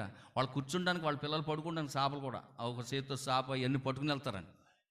అలాగే వెళ్ళి అక్కడ కూటం విని సంచికల వర్తమానం దేవుని మాటలు విని వాళ్ళు తిరిగి వస్తున్నారంట. హల్లెలూయా. వస్తుంటే చూడండి పాపం, సరిగ్గా ఆ అడవిలోంచి నడిచి వస్తుంటే అప్పుడే ఒక పులి ఆ అడవిలోంచి వచ్చి రోడ్డు మీద నిలబడ్డదంట ఎదురుగా. ఎలా ఉంటుంది చెప్పండి. మన పరిస్థితి అయితే చెప్పక్కలేదు అనుకో. హల్లెలూయా. ఒలింపిక్స్లో కనుక పరుగు పొందలు మనమే ఫస్ట్ వచ్చేస్తాం, దేవునికి స్తోత్రం, హల్లెలూయా. కానీ వాళ్ళు ఏమన్నారు తెలుసా? ప్రభువా, ఇప్పుడే మేము వాక్యం విన్నాం, దానియేలుని సింహపోనులో వేస్తే, ఆమేన్, దానియేలుని రక్షించడానికి అక్కడ దిగొచ్చావని జస్ట్ ఒక అరగంట ముందు మేము వాక్యం వినొచ్చాం. హల్లెలూయా. అదే దేవుడు నిన్న నేడు ఒకటే రీతిగా ఉన్నామంట. బ్రదర్ బెన్హాం చెప్పాడు, పౌలు గారు చెప్పాడు, ఆ దేవుడు ఇప్పుడు మాతో ఉన్నాడు. ప్రభువా దాని నోరు ముయ్యించు. హల్లెలూయా. దేవునికి మహిమ కలుగును గాక. ప్రార్థన చేసి వాళ్ళు నడుచుకుంటూ వచ్చేసారంట. దేవునికి స్తోత్రం. మీకు తెలుసా, అది వెనకాలే వచ్చి వీళ్ళు ఇంట్లోకి వెళ్ళే వరకు, వెనకాల వచ్చి వాళ్ళ ఇంట్లోకి వెళ్ళిన తర్వాత వెనక్కి వెళ్ళిపోయిందంట. హల్లెలూయా. దేవునికి స్తోత్రం కలుగును గాక. ఇది రియల్, జరిగిన కార్యం, జరిగింది చెప్తారు వాళ్ళు, అబద్ధం చెప్పరు. గిరిజనులు అంటే అబద్ధం చెప్పరండి, చచ్చిపోవడానికైనా సిద్ధపడతారు కానీ అబద్ధం చెప్పరు వాళ్ళు. హల్లెలూయా. కనుక ప్రియమైనటువంటి దేవుని బిడ్డలారా, నిజంగా ఎంత చూడండి, దానియేలు తాను తగ్గించుకున్నాడు. ప్రభువా, నేను గొప్పవాడిని, నేను దర్శనాలు చూస్తాను, నేను కలలు కంటాను, నేను ప్రార్థిస్తే గొప్ప కార్యాలు జరుగుతాయి అంచేత నాకు అన్నీ ఉన్నాయి కదా అని అనుకోలేదంట. దానియేలు తాను తగ్గించుకున్నాడంట. ప్రభువా, నాకేం తెలీదు, నేను వెళ్తున్నాను సింహపోనంట, మరి ఎన్ని సింహాలు ఉంటాయో నాకు తెలీదు, అది ఎంత ఆకలితో ఉంటుందో నాకు తెలీదు, నన్ను నేను తగ్గించుకుంటున్నాను, నేను వెళ్తున్నాను ప్రభువా అన్నాడు. వెళ్ళాడు అంతే. దేవునికి స్తోత్రం, హల్లెలూయా. మీకు విషయం చెప్పనా, దహించు అగ్ని అయినటువంటి దేవుడు దానియేలు చుట్టూ ఉన్నాడంట. సింహానికి దేని చూసినా భయంగా పడదు కానీ అగ్ని అంటే భయపడుతుందంట. హల్లెలూయా. దహించు అగ్ని అయి ఉన్నటువంటి దేవుడు దానియేలు దగ్గరికి వచ్చి నిలబడి. ఇప్పుడు ఆ సింహాలకి ఎలా కనబడుతుంది? మంటలు కనపడుతున్నాయంట. ఇంకా మంటలు కనపడితే ఇంకేమొస్తాయి? దానియేలు దగ్గరికి వస్తాయా? రావు. దేవునికి స్తోత్రం, హల్లెలూయా. కనుక ప్రియమైనటువంటి దేవుని బిడ్డలారా, దానియేలు జీవితంలో అదే జరిగింది. షడ్రకు, మెషకు, అబేద్నెగోల జీవితాల్లో అదే జరిగింది. ఎందుకనగా వారు తమను తాము తగ్గించుకున్నారు. హల్లెలూయా. కనుక పరలోకమునకు ఎవరు వెళతారు అని వాదించుకోవడం కాదు, కానీ నా మట్టుకు నేను వెళ్ళాలి అని ప్రయత్నించాలి. నా మాటలు మీకు అర్థమవుతున్నాయా? నువ్వు వెళ్తావా, నేను వెళ్తానా, ఏ సంఘం వెళ్తుంది, అలాగనుకోవడం కాదు. ఇప్పుడు డిబేట్లు ఎక్కడ చూసినా, ఈ యూట్యూబ్లో డిబేట్లు, దేవునికి స్తోత్రం. ఏదో కొత్త రకం వచ్చింది ఇప్పుడు, ఏదో బొట్టు అంట, సిలువు బొట్టు అంట, దేవునికి స్తోత్రం. పెట్టుకుంటే తప్పేంటనో పాస్టర్ అంటున్నాడు, పెట్టుకుంటే తప్పేంటనేమో ఓ పాస్టర్ అంటున్నాడు. అసలు పెట్టుకోవద్దురా నాయన అని చెప్తుంటే నువ్వు పెట్టుకోమంటున్నావు, నువ్వేం పాస్టర్ అంటున్నాడు ఇంకొక ఆయన. పాస్టర్లు దెబ్బలాడుకుంటున్నారు ఇవాళ యూట్యూబ్లో. ఎంత ఘోరం చూడండి పిల్లలు, దేవునికి స్తోత్రం, హల్లెలూయా. కనుక ప్రియమైనటువంటి దేవుని బిడ్డలారా, అది కాదు మనకు కావాల్సింది. పరలోకమునకు ఎవరు వెళతారని వాదించుకోవటం కాదు, కానీ నా మట్టుకు నేను వెళ్ళాలని ప్రయత్నం చేయాలి. వ్యక్తిగత ప్రత్యక్షత అవసరం, వ్యక్తిగత సిద్ధపాటు అవసరం, వ్యక్తిగత విశ్వాసం అవసరం. అయితే సంఘములో ప్రతి ఒక్కరూ కలిసి పని చేయవలను.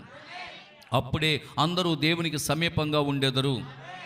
ముఖ్యమైన విషయం ఏదనగా, నీవు దేవుణ్ణి ప్రేమించుచు, నీ సహోదరుని కూడా ప్రేమించుచు, అతని కొరకు ప్రార్థించుచు, నిన్ను నీవు తగ్గించుకొని జీవించు.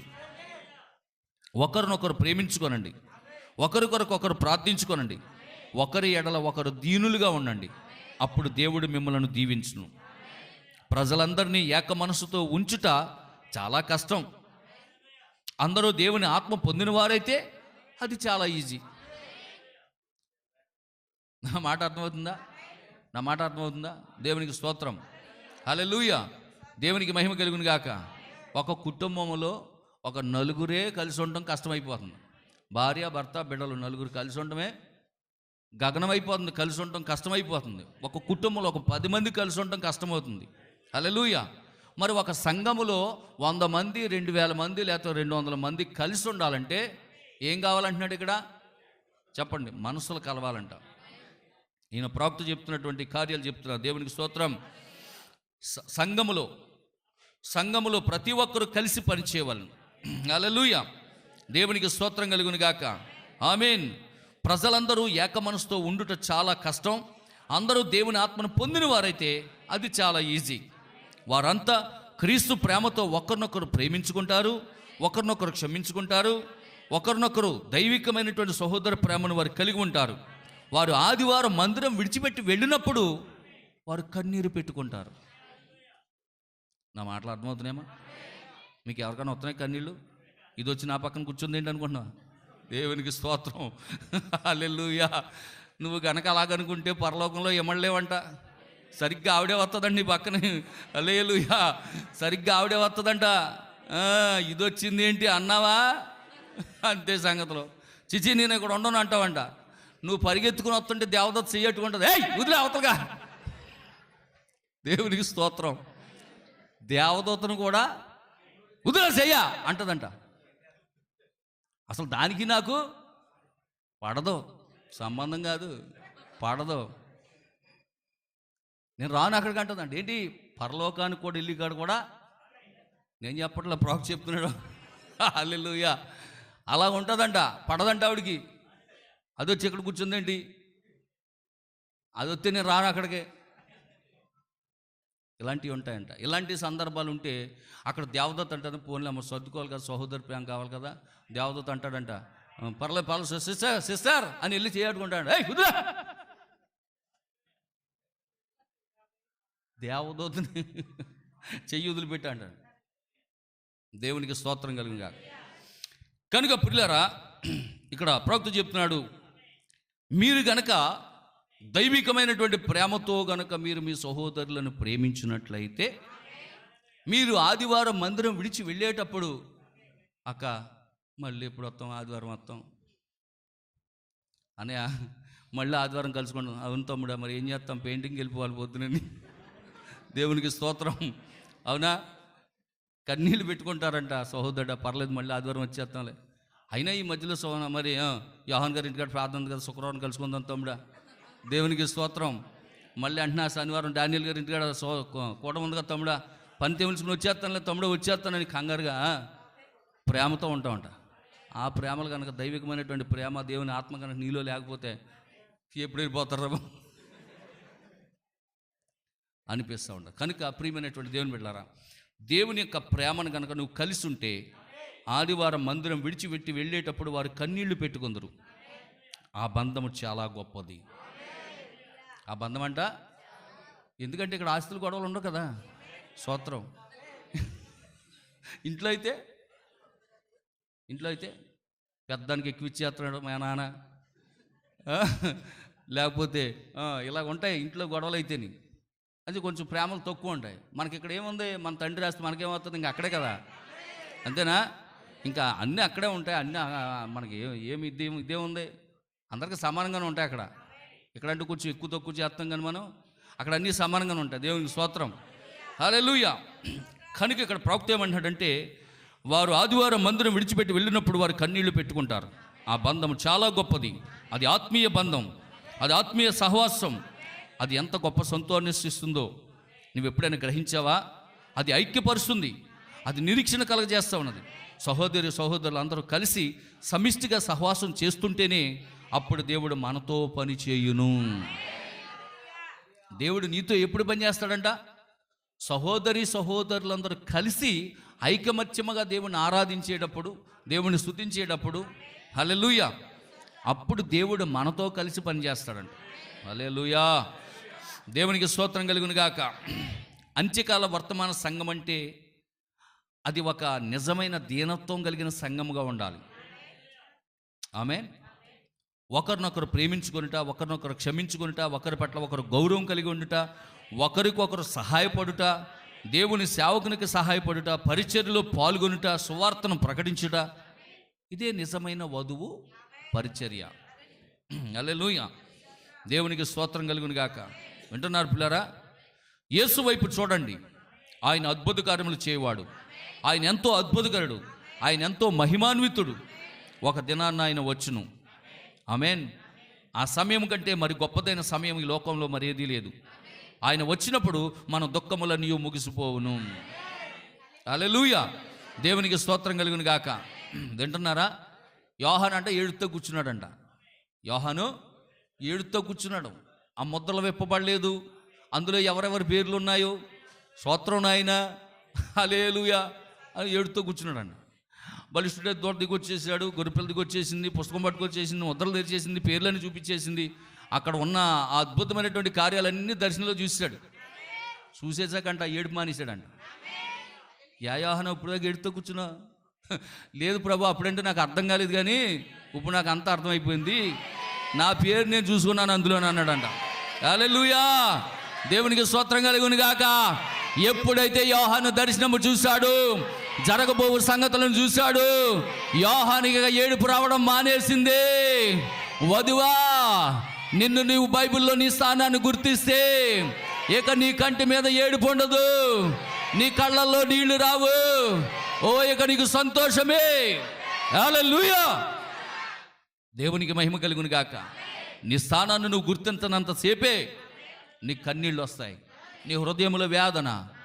ఎప్పుడైతే నీ స్థానాన్ని నువ్వు గుర్తించావో, నువ్వు అక్కడ ఉండడం నువ్వు చూసావో, ఆమేన్, హల్లెలూయా. పాస్టర్ వరం గారికి ఎలా పట్టిందో కానీ ఆ పాట, అక్కడ ఉన్నాను కాబట్టి ఇక్కడ ఉన్నాను, అందుకే ఆత్మముద్ర పొందుకున్నాను. అక్కడ ఉన్నాను కాబట్టి ఇక్కడ ఉన్నాను, అందుకే ఆత్మముద్ర పొందుకున్నాను. గ్లోరీ యేసయ్యా, యేసయ్యా, యేసయ్యా, యేసయ్యా, యేసయ్యా, నా యేసయ్యా, యేసయ్యా, నా యేసయ్యా. జగత్తు పునాది వేయబడక ముందే నిత్యుడా నీలో నన్ను ముద్రించావు. జగత్తు పునాది వేయబడక ముందే నిత్యుడా నీలో నన్ను ముద్రించావు.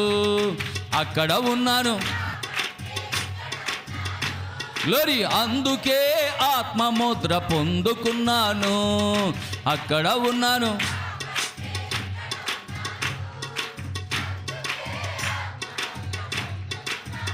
ఆమేన్, హల్లెలూయా, దేవునికి స్తోత్రం కలుగును గాక. ఆత్మలో చూసుకున్నాడంట, దర్శనం చూశాడంట, ఇంకేడు పాపేశాడంట. హల్లెలూయా. యోహాను ఇప్పుడు దాకా ఏడ్చావు కదా, అది చూసుకున్నాను ప్రభా, నా స్థానం ఏంటో నాకు అర్థమైంది, నేను ఎక్కడున్నానో నాకు అర్థమైపోయింది, ఇంకా నేను ఏడవను అన్నాడండి. హల్లెలూయా. కనుక ప్రియమైనటువంటి దేవుని బిడ్డలారా, నిజంగా చూడండి, ఇక్కడ నువ్వు యేసు వైపు ఎప్పుడైతే చూస్తావో ఆయన అద్భుత కార్యాలు చేస్తాడు. హల్లెలూయా. ఆయన వచ్చినప్పుడు ఇక మన దుఃఖములన్నీ ముగిసిపోవును. హల్లెలూయా. అది ఒక పునరుద్ధానం. యేసుక్రీస్తుని నీ సొంత రక్షకునిగా నీవు అంగీకరించినట్లయితే, నమ్మి బాప్తిసం పొందు, అప్పుడు నువ్వు రక్షింపబడతావు. ఆమేన్. ఆ పిలుపు వెళ్ళాడు, నపుంసకుడికి వాక్యం చెప్పాడు. ఆయన చదువుతున్నటువంటి యెషయా గ్రంథం ఏంటో ఆయనకు అర్థం కావట్లా, భక్తి బాగా చేస్తున్నాడు. ఎప్పుడైతే పిలిపి వెళ్ళాడో ఆ చక్కటి ఆ దైవ భక్తి ఏంటో తెలుసుకున్నాడు. వెంటనే అడిగాడు, అయ్యా నువ్వు దైవజనుడివే కదా? అవును, నేను దైవజనుడిని. మరి బాప్తిసం ఇవ్వడానికి ఏమన్నా చెంతో నీళ్ళు ఎట్టరమంటావా? అక్కర్లా, చెంతో నీళ్ళు పట్టుకొస్తే ఇచ్చేది బాప్తిసం కాదు నాయనా. మీ ఊర్లో అలాగెత్తారా? అవును, మా ఊర్లో అలాగెత్తారు. ఒక గ్లాసుతోనే చెంతోనే నీళ్ళు అట్టుకొచ్చి తండ్రి యొక్కయు కుమారుని యొక్కయు పరిశుద్ధాత్మ యొక్కయు నామములో బాప్తిసం ఇస్తున్నాను ఆమేన్ హల్లెలూయా అంటారండి. కుదరదు, అలాగా బాప్తిసం అలా ఇవ్వకూడదు. మా పేతురు గారేంటి, మా యోహాన్ గారేంటి, మేము అందరం కూడా అలాగే ఇవ్వమేం. నీళ్ళు కావాలి, పారే నీరు కావాలి, కాలువ కావాలి, చెరువు కావాలి అన్నాడు. కొంచెం వెళ్తా ఉందంట, రథం వెళ్తా ఉందంట, చెప్తా ఉన్నాడంట. అక్కడ టక్కన నది వచ్చిందంట. ఆపా అన్నాడంట. దేవునికి స్తోత్రం కలుగును గాక. నది వచ్చింది, వాటర్ ఉంది అక్కడ. నేడు దిగిపోతున్నాను. బట్టలు తెచ్చుకున్నావా అన్నాడా? బట్టలు తెచ్చుకున్నారు సార్? అక్కలదే అయ్యా ఆరిపోతా ఇంటికి వెళ్ళాడికి. మరి మీ ఆవిడ ఏమందా ఇంటికి వెళ్ళాక? హల్లెలూయా. ఏమయ్య ఎక్కడ తీసుకుని వచ్చేసావు బాప్తిస్మని అందా? అన్నా పర్లేదు. దేవునికి స్తోత్రం కలుగును గాక. హల్లెలూయా. కనుక పిల్లరా, పిలిపి వెళ్ళాడు, అక్కడ ఉన్నటువంటి నపుంసకునికి బాప్తిసం ఇచ్చాడు. పిలిపి వెళ్ళాడు, నతానీయేలును తీసుకొచ్చాడు. హల్లెలూయా. దేవునికి మహిమ కలుగును గాక. కనుక క్రీస్తుని గురించి సువార్తను ప్రకటించాడు. వెంటనే అతడు బాప్తిసం పొందుకున్నాడు. ప్రార్థనలకు జవాబిచ్చే దేవుడిని మనం కలిగి ఉన్నాము. ఆమేన్. యేసుక్రీస్తుని నమ్మిన వానికి ఏ శిక్షా విధియు లేదని అపోస్తులైనటువంటి పౌలు గారు చెప్పింది మీరు వినలేదా? ఎందుకనగా ఆయనే పునరుద్ధానము జీవమునై ఉన్నాడు. ఆమేన్. హల్లెలూయా. పిల్లరా, బ్రదర్ బ్రన్హామ్ గారు చెప్తున్నారు, మనము ఎన్ని వరములు కలిగి ఉన్నను ఆ వరము వెనుక దైవిక ప్రేమ లేనట్లయితే దాని వలన ఎట్టి ప్రయోజనము నీకు కానీ సంఘానికి కానీ లేదన్నాడు. వింటున్నారా? భాషలు మాట్లాడే వరం ఉండొచ్చు, దేవునికి స్తోత్రం. హల్లెలూయా. మొన్న ఒక అబ్బాయి మరి ఫోన్ చేశాడు, నాకు భాషలు వచ్చేస్తున్నాయి పాస్టర్ గారని. భాషలో వచ్చాను. నేను అన్నాను, బ్రదరు భాషలు మాట్లాడడం తప్పు కాదు. భాషలు నువ్వు మాట్లాడితే అర్థం చెప్పే ఒక వ్యక్తిని దేవుడు అక్కడ పెడతాడు. ఒకవేళ ఆ విధంగా పెట్టలేదనుకో, నీ భాషలో నీకే ప్రయోజనకరం. అంటున్నారా? కనుక ఇక్కడ ప్రవక్త ఏమంటే, భాషలు మాట్లాడితే అదొక వరం, స్వస్థపరిస్తే అదొక వరం, ప్రవచిస్తే అదొక వరం. దేవుడు ప్రభువా ఇవన్నీ నాకు ఇచ్చావా? ఇచ్చాను. ఈ సరిపోతాయా నీకు అన్నాడంట. బ్రదర్ బ్రన్హామ్కి ప్రవచించే వరం, ప్రార్థించే వరం, స్వస్థపరిచే వరం, దర్శనాలు చూసే వరం, కళలు చెప్పే వరం అన్నీ చేశాడు. ఇవన్నీ చేశాడండి. ప్రభువా ఇవన్నీ నాకు ఇవ్వకపోయినా పర్వాలేదు, కానీ నాకు ఒక దైవిక ప్రేమ ఈ ప్రభు అన్నాడు. ఇవన్నీ నువ్వు నాకు ఇవ్వకపోయినా పర్వాలేదు, కానీ నాకు నీ దైవిక ప్రేమ ఈ ప్రభు అన్నాడు. హల్లెలూయా. దేవునికి స్తోత్రం కలుగును గాక. ఆ జ్ఞాని అనేటువంటి సొలొమోను అడగకుండానే ఎలాగైతే సంపదించేశాడో, అలాగే బ్రదర్ బ్రన్హామ్కి నువ్వు ఈ అడగకపోయినా ఈ దైవిక ప్రేమతో పాటు వీటిని కూడా నీకు ఇచ్చేస్తున్నాను, తీసుకున్నాడండి. హల్లెలూయా. దేవునికి స్తోత్రం కలుగును గాక. వింటున్నారు పిల్లరా? అందుకనే ఇక్కడ ప్రవక్త జీవితంలో చెప్తున్నాడు, ఒక మాట చెప్తున్నాడు ఇక్కడ. హల్లెలూయా. మనము ఎన్ని వరములు కలిగి ఉన్నను, వరము వెనుక దైవిక ప్రేమ లేనట్లయితే దానివలన ఎట్టి ప్రయోజనం లేదు. మనము తప్పక దైవిక ప్రేమను కలిగి ఉండవలను. మీరు ప్రేమించువారు మీ చుట్టూ ఉండాలని మీరు కోరుదురా? లేకపోతే తిట్టేవాళ్ళు ఉండాలని కోరుకుంటున్నారా? చెప్పండి. మీ చుట్టూ ఉన్నవాళ్ళు మిమ్మల్ని ప్రేమించాలని మీరు కోరుకుంటున్నారా, లేకపోతే తిట్టాలని కోరుకుంటున్నారా? ఏదోటి చెప్పండి. అంతే కదా. మరి అప్పుడు అలాంటప్పుడు సంఘములో మనం అందరం ఎలా ఉండాలి? ప్రేమించుకునే వాళ్ళగా ఉండాలి వద్దా? ఒకరినొకరు ప్రేమించుకునే వాళ్ళు అయితే ఆ దైవిక ప్రేమ సంఘంలో ఉంటుందంట. ఇక్కడ అదే చెప్తున్నాడు ప్రవక్త. ఏమంటున్నాడంటే, మీ చుట్టూ ప్రేమించువారు మీ చుట్టూ ఉండాలని మీరు కోరుచున్నారా? అవును, వారితో ఉండుటను నీవు ప్రేమిస్తావు. అందుకే దావీదు అంటున్నాడు 133వ కీర్తనలో మొదటి వాక్యంలో, సహోదరులు ఐక్యత కలిగి నివసించుట ఎంత మేలు, ఎంత మనోహరం. దేవునికి స్తోత్రం. హల్లెలూయా. కనుక నీవు ఏ సంఘమునకు వెళ్ళినా ఆ సంఘములో ఒక ప్రత్యేకమైనటువంటి వ్యక్తిగా ఉండాలంటే నీ హృదయం అంతటితో దేవుని ప్రేమించుము. హల్లెలూయా. నువ్వు ఏ సంఘానికి వెళ్ళాలనుకుంటున్నావో ఆ సంఘానికి నువ్వు వెళ్ళు. ఆ సంఘానికి వెళ్ళినప్పుడు నువ్వు అక్కడ ప్రత్యేకమైనటువంటి వ్యక్తిగా ఒకవేళ ఉండాలి అనుకుంటే నువ్వేం చేయాలంటున్నాడు అక్కడ? నీ హృదయం అంతటితో దేవుణ్ణి ప్రేమించు. అప్పుడు సంఘములో ఉన్న ప్రతి వ్యక్తిని నువ్వు ప్రేమిస్తావు. నీ హృదయం అంతటితో నువ్వు దేవుణ్ణి ప్రేమించగలిగినట్లయితే నీ సంఘములో ఉన్న ప్రతి వ్యక్తిని ప్రేమిస్తావు. దేవునికి స్తోత్రం. అంతేగాని ఇది నాకు వద్దు, లేకపోతే ఈవిడ నాకు వద్దు, ఈయన నాకు వద్దు, అతనితో మాట్లాడను, ఈవిడితో మాట్లాడను, ఈవిడంటే నాకు ఇష్టం లేదు, అవి ఉండవు. ఆమేన్. అవి ఉండవు. ఉంటే అసలు వధువు సంఘమే కాదంట. ఈ ఉంటే వధువు సంఘం కాదు. అలా ఉంటే ఎత్తపడవని ఖచ్చితంగా చెప్పేస్తున్నాడు. నువ్వు అందరినీ ప్రేమించాలి. హల్లెలూయా. అదే ప్రవక్త అన్నాడు, దైవిక ప్రేమ. దేవునికి స్తోత్రం. హల్లెలూయా. కనుక పిల్లరా, మరి చూడండి, నీ జీవితంలో క్రైస్తవుడిగా నటించవద్దు. నీ జీవితంలో క్రైస్తవుడిగా నటించవద్దు. హల్లెలూయా. కాకంట 2 నెమలికలు తెచ్చుకుందంట. కాకి ఒక ఆశ ఉందంట, నేను కూడా నెమల్లాగా నాట్యం చెయ్యాలి, నెమల్లాగా అరవాలి అనుకుంటుందంట. సరే ఎట్టోగట్ట మొత్తం మీద ఎలా తెంపుకొచ్చిందో మొత్తం మీద 2 నెమలికలు తెచ్చుకుని అది కూడా వెనక పెట్టుకుందంట. దేవునికి స్తోత్రం. అలా వెనకాల 2 నెమలికలు తగిలించుకున్నంత మాత్రాన కాకి నెమలైపోద్దా? ఆమేన్. హల్లెలూయా. అలాగే ఈరోజు క్రైస్తవుడు అయినంత మాత్రాన తెల్లగొడ్డలు వేసుకుని సిలువ నెలలో వేసుకున్నంత మాత్రాన నువ్వు క్రైస్తవుడు అయిపోతావా? లేదు. ఆ గుణములు నీలో కావాలి. ఆ ప్రేమ నీలో ఉండాలి. ఆ దయ నీలో ఉండాలి. ఆ సద్గుణం నీలో ఉండాలి. ఆశా నిగ్రహం నీలో ఉండాలి. ఆమేన్. ఆ సహనము నీలో ఉండాలి. ఆ దైవభక్తి నీలో ఉండాలి. అప్పుడే నువ్వు పరిపూర్ణ మానవుని స్వరూపం నీలో ఏర్పడుతుంది. దేవునికి స్తోత్రం కలుగును గాక. హల్లెలూయా. కనుక పిల్లరా, ఇక్కడ అన్నట్టు చూడండి, నీ జీవితంలో క్రైస్తవుడిగా ఉండాలని నటించవద్దు. జీవించు. క్రైస్తవ విశ్వాసగా నీవు ఒక నిశ్చయతను కలిగి ఉండు. లోకము నిన్ను త్రోసివేసినా సరే ప్రభువు నిన్ను త్రోసివేయడు. ఆమేన్. నువ్వు క్రైస్తవుడిగా ఉండుటకు ఇష్టపడినప్పుడు, క్రైస్తవునిగా జీవించడానికి నువ్వు ఇష్టపడుతున్నప్పుడు లోకం నిన్నేం చేస్తుంది? త్రోసివేస్తుంది.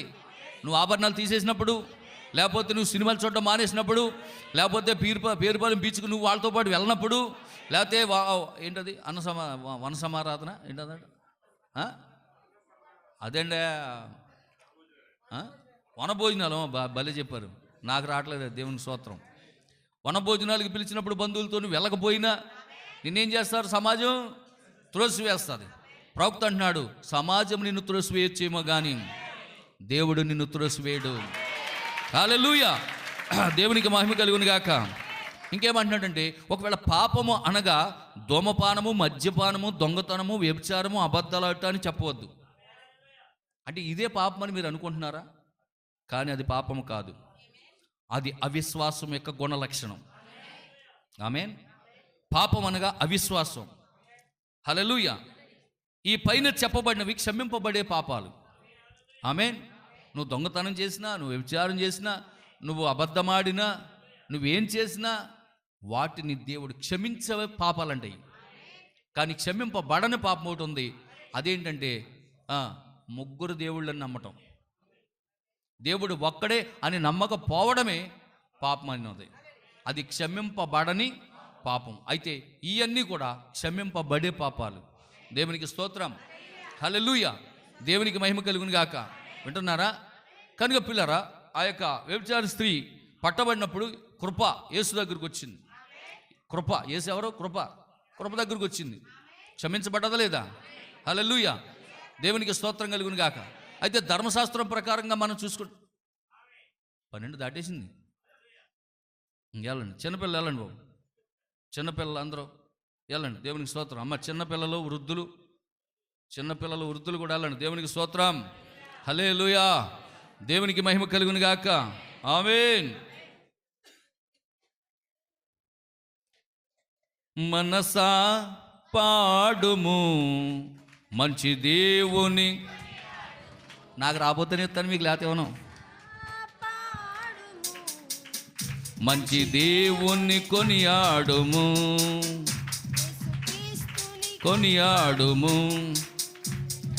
వాక్యము నాకిచ్చెను, బోధను నేర్పించెను. వాక్యము నాకిచ్చెను, బోధను నేర్పించెను, వాక్యము అభిషేకము నాయందు గుర్తించెను. మనసా పాడుము, మంచి దేవుని కొనియాడుము. పాడదాం. మనసా పాడుము, మంచి దేవుని కొనియాడుము, యేసుక్రీస్తుని కొనియాడుము. హల్లెలూయా. దేవునికి మహిమ కలుగును గాక. అది చాలు, మైకి వదిలేమన్నా. దేవునికి స్తోత్రం. సరే, మంచిది పిల్లరా. ఇప్పుడు ఎక్కడున్నాం మనం? చర్చిలోనా? దేవునికి స్తోత్రం కలుగు. వాక్యం దగ్గర ఉన్నాం, అవునా? ప్రవక్త అంటున్నాడు, పాపం అనగా ధూమపానమో, మద్యపానమో, దొంగతనమో, వ్యభిచారమో, అబద్ధాలాటమో అది చెప్పవద్దు. పాపం అనగా అవిశ్వాసమే పాపం. దేవుని యొక్క వాక్యమును నమ్మకపోవడమే పాపం. హల్లెలూయా. కనుక పిల్లరా, నిజంగా చూడండి, నేటి క్రైస్తవ సమాజంలో ఉన్న ఎంతోమంది క్రైస్తవులను వాడు నేటికి మోసం చేస్తూనే ఉన్నాడు. అయితే వాక్య ప్రత్యక్షతను పొందుకున్న దేవుని కుమారులను మాత్రం వాడు ఎన్నడూ మోసము చెయ్యలేడు. ఆమేన్. అందుకే ఇందాక చదివాడు, కొరింథీయులు రాసిన 2వ పత్రిక 4వ అధ్యాయం 4వ వాక్యం. కొరింథీయులు రాసిన 2వ పత్రిక 4వ అధ్యాయం 4వ వాక్యంలో చక్కటి మాట ఉంటుంది. దేవుని స్వరూపి అయి ఉన్నటువంటి క్రీస్తు మహిమను కనబరుచు సువార్త ప్రకాశం వారికి ప్రకాశింపకుండు నిమిత్తము ఈ యుగ సంబంధమైనటువంటి దేవత అవిశ్వాసులైన వారి మనోనేత్రములకు గుడ్డితనం కలగజేసేసిందంట. కాబట్టి విశ్వాసులైనటువంటి వారులారా, మీకు కాదు గుడ్డితనం, అవిశ్వాసులైనటువంటి వారికి. హల్లెలూయా. భాషలు కూడా ఎవరికంట? అవిశ్వాసులకేనంట. నమ్మనోళ్ళకి భాషలు, నమ్మేవాడికి భాషలు ఎందుకు? నమ్మేవాడికి భాషలు అవసరం లేదు. బైబిల్ చెప్తుంది, నేనుగా చెప్పేది. అవిశ్వాసులైనటువంటి వారికి భాషలు అంటున్నాడు. దేవునికి స్తోత్రం. హల్లెలూయా. కనుక దేవుని యొక్క వాక్యము నమ్మేవాడికి అవసరం లేదు. దేవుని యొక్క వాక్యము నువ్వు నమ్ముతున్నావు. హల్లెలూయా. దానికి రుజువు అవసరం లేదు. ఆమేన్. హల్లెలూయా. దేవునికి స్తోత్రం కలుగును గాక. ఒక ఆయన అన్నాడంటే, ఒక పాప బైబిల్ చదువుతుంటే, అమ్మాయి ఏంటి అంతగా చదివేస్తున్నావు పిల్ల, నీకు అర్థమవుతుందా బైబిల్? ఏం చదువుతున్నావు? యోనా గ్రంథం చదువుతున్నావు. యోనాలో ఏముంది? ఏముంది? యోనాని తిమింగలం మింగేసింది. నువ్వు నమ్ముతున్నావా? దేవునికి స్తోత్రం. హల్లెలూయా. అవునయ్యా, బైబిల్లో రాయబడ్డది కదా, నేను నమ్ముతున్నాను అన్నదంట పాప. హల్లెలూయా. దేవునికి స్తోత్రం కలుగును గాక. ఈయన అన్నాడంట, నేను నమ్మట్లేదు అన్నట. ఈయనేమంటున్నాడు? నేను నమ్మట్లేదు అంటున్నాడు. అయితే ఓ పని చేయి, యేసుబాబు దగ్గరికి వెళ్ళిపో, నువ్వు ఆయన చెప్తాడు అన్నదంట. అయ్యో, అయితే నువ్వు యేసుబాబు దగ్గరికి వెళ్ళిపో, నేనైతే నమ్మేస్తున్నానందంట. మీకు అర్థమవుతున్న మాట? నా మాటలు అర్థమవుతున్నాయి? ఈ అమ్మాయి ఏమంటుంది? నేను చదివేశాను, యోనాను తిమింగలం మింగేసింది, యేసుబాబు మళ్ళీ తీసుకొచ్చి ఆ చేప చేత కక్కిచ్చేసాడు, రాజు ఉందని నేను నమ్మేస్తున్నాను పాస్ గారు. ఈయన అంటున్నాడు అంటే, నేను నమ్మట్లేదు అని అన్నాడు. అయితే పని చేయి, యేసుబాబుని అడిగే వీళ్ళ దగ్గరికి వెళ్ళాను అంటే, ఎప్పుడు వెళ్ళాలి? అది దేవుని స్తోత్రం. అర్థమైపోయింది. అర్థమవుతుందా? కనుక ప్రియమైనటువంటి దేవుని బిడ్డలారా, వాక్యాన్ని నువ్వేం చేయాలంటే నమ్మాలి. నువ్వు నమ్మకపోతే అవిశ్వాసమే. హల్లెలూయా. కనుక అంచికాల విశ్వాసులు మరి ఎన్నడూ మోసవారు. ఎందుకనగా వారు వాక్య ప్రత్యక్షతను పొందుకొని ఉన్నారు. సాయంకాలపు వెలుగును వారు కలిగి ఉన్నారు. వారు వెలుగు సంబంధులై ఉన్నారు. ప్రతి సంఘకాలంలోనూ వెలుగు ప్రకాశించుచున్నది. అయితే అందరూ దాన్ని గుర్తించలేకపోతున్నారు. ప్రతి సంఘకాలంలో కూడా వెలుగు ప్రకాశిస్తూ ఉన్నది. హల్లెలూయా. అదిగో అక్కడ చూడండి ఉన్నది, 7 దీపస్తంభాలు ఉన్నాయి చూడండి. అక్కడ ఎఫెసు సంఘకాలంలో ఫుల్గా ఉంది వెలుగు. లౌదీకలోకి వచ్చేటికి ఎంత అయిపోయింది చూడండి, చీకటి అయిపోయింది కదా, అవునా లేదా? దేవునికి స్తోత్రం. అందుకే ప్రతి సంఘ కాలంలో కూడా దేవుడు తన ప్రవక్తలను పంపి వెలుగుతో నింపుతూ ఉన్నాడు. అయితే వచ్చి కొలది కూడా లౌదీక సంఘాలకు వచ్చేటికి అమావాస్యలాగా అయిపోయింది. గతం కూడా చెప్పొచ్చా? సూర్యుడు ఏంటంటే సూర్యగ్రహణమా? చంద్రగ్రహణ చంద్రగ్రహణం పట్టినట్టు అయిపోయింది అక్కడ. అంత వెలుగు తగ్గిపోయింది, చీకటి అయిపోయింది. కనుక పిల్లరా, అందుకే ఈ కాలాన్ని గురించి దేవుడు ఏమని రాయించాడు? ప్రకటన గ్రంథం 3వ అధ్యాయము 17వ వాక్యం. ప్రకటన గ్రంథము 3వ అధ్యాయము 17వ వాక్యం. నువ్వు దౌర్భాగ్యుడువు, నువ్వు దిక్కుమాలినోడువు, నువ్వు దరిద్రుడువు, గుడ్డివాడువు, దిగంబడు అయి ఉన్నావని ఎరుగుక. గుడ్డోడు వచ్చింది అందులో. ఎందుకు గుడ్డోడు వచ్చింది? వాక్యము ప్రకాశిస్తూ ఉన్నది, వెలుగు సంఘాలపై ఉదయిస్తూ ఉన్నది. సాయంకాలం మందు వెలుగు కలిగినని ప్రవక్త జకర్యా ప్రవచించాడు. సాయంకాలం మందు వెలుగును దేవుడు పంపించాడు. చివరి కాలాన్ని కూడా దేవుడు వెలుగును పంపించాడు. అయితే ఆ వెలుగును గుర్తించట్లో సంఘకాలం తప్పిపోయింది. అయితే అదే సమయంలో గుర్తించే ప్రజలు కొందరు ఉన్నారంట. హల్లెలూయా. కనుక ప్రియమైనటువంటి దేవుని బిడ్డలారా, నిజంగా చూడండి, ధనమును నమ్ముకున్నవాడు తప్పకుండా పాడైపోతాడు అంటాడు. భూమి మీద ఉన్నప్పుడు ఎప్పుడు కొనులెత్తి ప్రార్థన చేయలేదంటాడు. నా మాట్లాడుతున్నామా? ధనవంతుడు తనకి కలిగినటువంటి ధనాన్ని బట్టి ఆడికి చేతులు ఎత్తడం కాదు కదా, కనీసం కళ్ళు కూడా పైకి ఎత్తలేదంట. కానీ వీడు చచ్చిపోయి పాతాళానికి వెళ్ళంట, అతడు కన్నులెత్తి అని ఉంది. అతడు కన్నులెత్తి. దేవునికి స్తోత్రం. వింటున్నారా? హల్లెలూయా. పంది ఎప్పుడు కూడా కిందకే చూస్తూ ఉంటుంది, దాని కళ్ళు అసలు పైకి ఎప్పుడు ఎత్తదంట. 2 కాళ్ళకి కర్ర కట్టి ఎప్పుడైతే ఇలా లేపుతాడో అప్పుడు చూస్తున్నాడు, అబ్బాయి ఎంత పెద్దగా ఉందిరా ఆకాశమా, ఎప్పుడు కనపడలేదు. అమ్మా ఇంత పెద్దగా ఉంది ఆకాశం. దేవునికి స్తోత్రం. వింటున్నారా? కనుక పిల్లరా, ఈ ధనవంతుడికి కనపడలేదు, గుడ్డోడు అయిపోయాడు. నా ప్రాణమా తినుము తాగుము సుఖించు అని తన ఆత్మతో చెప్పుకోవడమే సరిపోతుంది. వీడికి కరోనా వస్తే నాకేంటి, ఒమిక్రాన్ వస్తే నాకేంటి, నీకు కావాల్సిందంతా సిద్ధపరిచేశాను, ఎంజాయ్ అంటున్నాడంట. దేవునికి స్తోత్రం. ధనమని నమ్ముకున్నాడు, ఆఖరికి చనిపోయాడు. వెళ్ళిపోయి నరకానికి వెళ్ళిపోయి పాతాళానికి వెళ్ళిపోయి ఆమేన్ నరక యాతన పడుతూ కన్నులు ఎత్తాడంట. అప్పుడు పైకి ఎవరు కనబడుతున్నారు? ఎవరో అబ్రహాం కనబడుతున్నాడంట. అబ్రహాం కనబడుతుంటే అక్కడ అన్నాడంట, నా తండ్రి అయిన అబ్రహామా. అబ్బా భలే పిలుతున్నావురా. దేవునికి స్తోత్రం. ఎప్పుడు పిలవలేదంట అలాగా, అంత మర్యాద. అబ్రహామా ఇప్పుడు ఎలా పిలుతున్నాడు? భూమి మీద డబ్బు ఉన్నప్పుడు అబ్రహామా వెళ్ళరా కొంచెం ప్రార్థన చేసి వెళ్ళు, మా వాడు పుట్టినరోజు. కానీ ఇప్పుడేమన్నాడు, నా తండ్రి అయిన అబ్రహామా. పాతాళంలోకి వెళ్ళాకంట అతడు కన్నులెత్తి. కన్నులు అక్కడ ఎత్తాడంట. అక్కడెందుకు? ముందు భూమి మీద ఎత్తాలి. ఇక్కడ ఎత్తుంటే అక్కడ శుభ్రంగా ఉన్నా. హల్లెలూయా. ఇక్కడ ఎత్తలేదు, అక్కడ ఎత్తాడంట కన్నులెత్తి. హల్లెలూయా. దేవునికి స్తోత్రం. వింటున్నారా? ఈ లాజరు మాత్రం ఎప్పుడు కన్నులు పైకి అంట. లాజరు భూమి మీద ఉండగా ఎప్పుడు కన్నులు పైకి ఎత్తే దేవా స్తోత్రం, దేవా స్తోత్రం. హల్లెలూయా. ఆమె 12:30 అయితేవాడికి రాహేలమ్మ గారు విన్నారా? నా మాటలు విన్నామమ్మా? వినకపోతే ఎలాగమ్మా? దేవునికి స్తోత్రం. ఎన్ టైం మెసేజ్ ఎవరు సాక్షి వింటే నాకు అద్భుతం అయిపోయింది. నాకు అంతికల్ వర్తమాన సేవకులు ఇక్కడ నిద్ర రాదన్నది ఆవిడ సాక్షి ఇచ్చింది. ఇంటికి వెళ్ళాక మాత్రం నిద్ర బలిపడేస్తుందంట ఆవిడకి. దేవునికి స్తోత్రం. హల్లెలూయా. నిద్రపోకండి అమ్మా, నిద్ర ఇంకెంత ఇంకో పోకండి చెప్తున్నారు కానీ చెప్తాను ఎంతసేపు ఉంటాను మిమ్మల్ని. దేవునికి స్తోత్రం. భోజనం చేసి వెళ్ళి కాసేపు నిద్రపోండి, ఇబ్బంది ఉంది. ఢిల్లీ సంఘంలో అయితేనంట అసలు చాలా హ్యాపీ. పొద్దునే 8ంటికి వచ్చేస్తారంట. 8ంటికి వచ్చేస్తారంట ఆరాధనకి. కొంతమంది 8ంటికి వచ్చేస్తారంట. మీకు విషయం తెలుసా? క్యారేజ్ తెచ్చేసుకుంటారంట వాళ్ళు.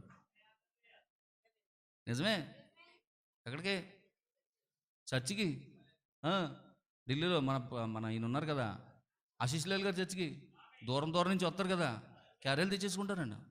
మధ్యాహ్నం ప్రార్థన అయిపోగానే చక్కగా పార్కులు ఉంటాయని పక్కన చెట్లు. నేను వెళ్ళాను, ఆ పక్కనే ఉంటాయి చిన్న చిన్న పార్కులు. చక్కగా అక్కడికి వెళ్ళి భోజనం చేసి ఎవరు చక్కగా ఫ్యామిలీ అంతా. చెప్పాను కదా ఇందాక, నువ్వు నిజంగా సహోదరు ప్రేమ కలిగి ఉంటే వెళ్ళేటప్పుడు అంటే కన్నీళ్ళు పెట్టుకుంటూ ఉంటా, వదిలిపోతుంటాను. అక్కడ అందరూ భోజనం చేసి చక్కగా మళ్ళీ పాటలు పాడుకుంటూ కాస్త ఆ మాటలు చెప్పుకుందాం. 4 మళ్ళీ ఆరాధన స్టార్ట్ అయిపోతుందంట. మళ్ళీ 4 గంటలకే సాయంకాలం ఆరాధన అంటే మళ్ళీ 2వ వర్షిప్, ఆయనే ప్రసంగం. దేవునికి స్తోత్రం. మళ్ళీ 8ంటికి ఆరాధన అయిపోద్దంట. అంతే, ఎవరి కాళ్ళు మళ్ళీ జమ్మని వెళ్ళిపోతారు. ఉద్యోగస్తులు కదా అందరూ. దేవునికి స్తోత్రం. మనకు అన్ని ప్యాటర్లే. మన ఉద్యోగాలు వేరు. దేవునికి స్తోత్రం కలుగును గాక. సరే, మంచిది పిల్లరా. చూడండి ఇక్కడ ఏమంటున్నాడంటే, ఈ లాజర్ గారు అయితే, లాజర్ ఏం చేస్తున్నాడు? ఆయన భూమి మీద ఉండగా ఆయన కన్నులు పైకి ఎత్తివాడంట. స్తోత్రం నాయన, హల్లెలూయా ప్రభువా, దేవా నువ్వు ఎంత గొప్ప దేవుడు నాయన అంటూ ఉండేవాడు. సరిగ్గా ఇలాగే ఇదే టైం ఇది 12 పోయేటప్పుడు రాజుగారు భోజనానికి వచ్చేసిపోయాడు. రాజుగారు భోజనానికి వచ్చేవాడు. రాజుగారు భోజనం చేసి 12:30 భోజనం అయ్యేటప్పుడు పోయి లాజర్ గారికి ఏం ప్రార్థన అయిపోయింది. అక్కడేమో ధనవంతుడికి భోజనం అయిపోయింది, లాజర్ గారికి ప్రార్థన అయిపోయింది. రాజుగారు భోజనం పాల మీద మిగిలిన మొక్కలన్నీ పట్టుకొచ్చి రోడ్డు మీద ఆడేసిపోరు. నా మాట్లాడుతున్నా, రోడ్డు మీద ఆడేసిన మొక్కలన్నీ లాజర్ గారు తినేసి కొన్ని నీళ్ళు తాగేసి స్తోత్రం అంటే మళ్ళీ ప్రార్థనకు వెళ్ళిపోయాడంట ఈయన. అంతే, చచ్చిపోయి గమడి నరకయాత్ర పడుతున్నాడు. లాజర్ ఏమో పాతాళంలోకి వెళ్ళి విశ్రాంతి పొందుతున్నాడంట. నెమ్మది పొందుతున్నాడంట. హల్లెలూయా, దేవునికి స్తోత్రం కలుగును గాక.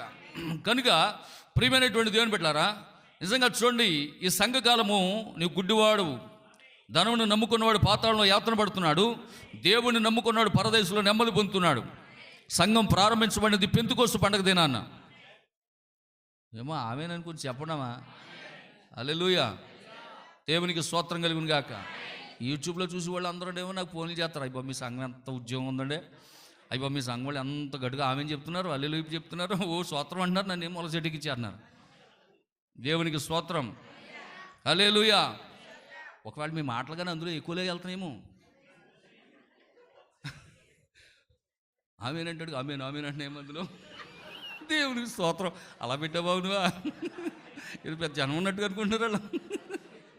స్తోత్రం ఆయన. సరే, మంచిది. వినండి, చూడండి ఇక్కడ ఏమంటున్నాడంటే, సంఘం ప్రారంభించబడినది పెంతెకోస్తు దినమున. అది ఆ సౌండ్ మానకండి. పరిశుద్ధాత్మ దిగి వచ్చింది పెంతెకోస్తు పండుగ దినాన్నే. భాషలో ప్రారంభమైంది పెంతెకోస్తు పండుగ దినాన్నే. యేసుక్రీస్తు నామములో బాప్తిసం ప్రారంభమైంది పెంతెకోస్తు పండుగ దినాన్ని. హల్లెలూయా. అది ప్రపంచానికి అంతటికి ఉజ్జీవాన్ని తీసుకొచ్చింది. ఆమేన్. పరిశుద్ధాత్ముడు దాన్ని ఇంకా ముందుకు కొనసాగించుతున్న సమయంలో మానవుడు తన సొంత మార్గాన్ని ఏర్పాటు చేసుకొని దేవుని మార్గాన్ని విడిచిపెట్టాడు. వారు అవిశ్వాసులుగా మారిపోయారు. అందుకే ఈ యుగ సంబంధమైన దేవత వారి మనోనేత్రాలకి గుడ్డితనం కలగజేసేసింది. తండ్రి కుమార పరిశుద్ధాత్మ అంటాడు, బాప్తిస్మ అంటాడు, లేకపోతే ముగ్గురు మాకు ఉన్నారంటాడు. ఈ కాళ్ళకి మనోనేత్రాలు గుడితనం కలగజేసేసింది. హల్లెలూయా, దేవునికి స్తోత్రం కలుగును గాక.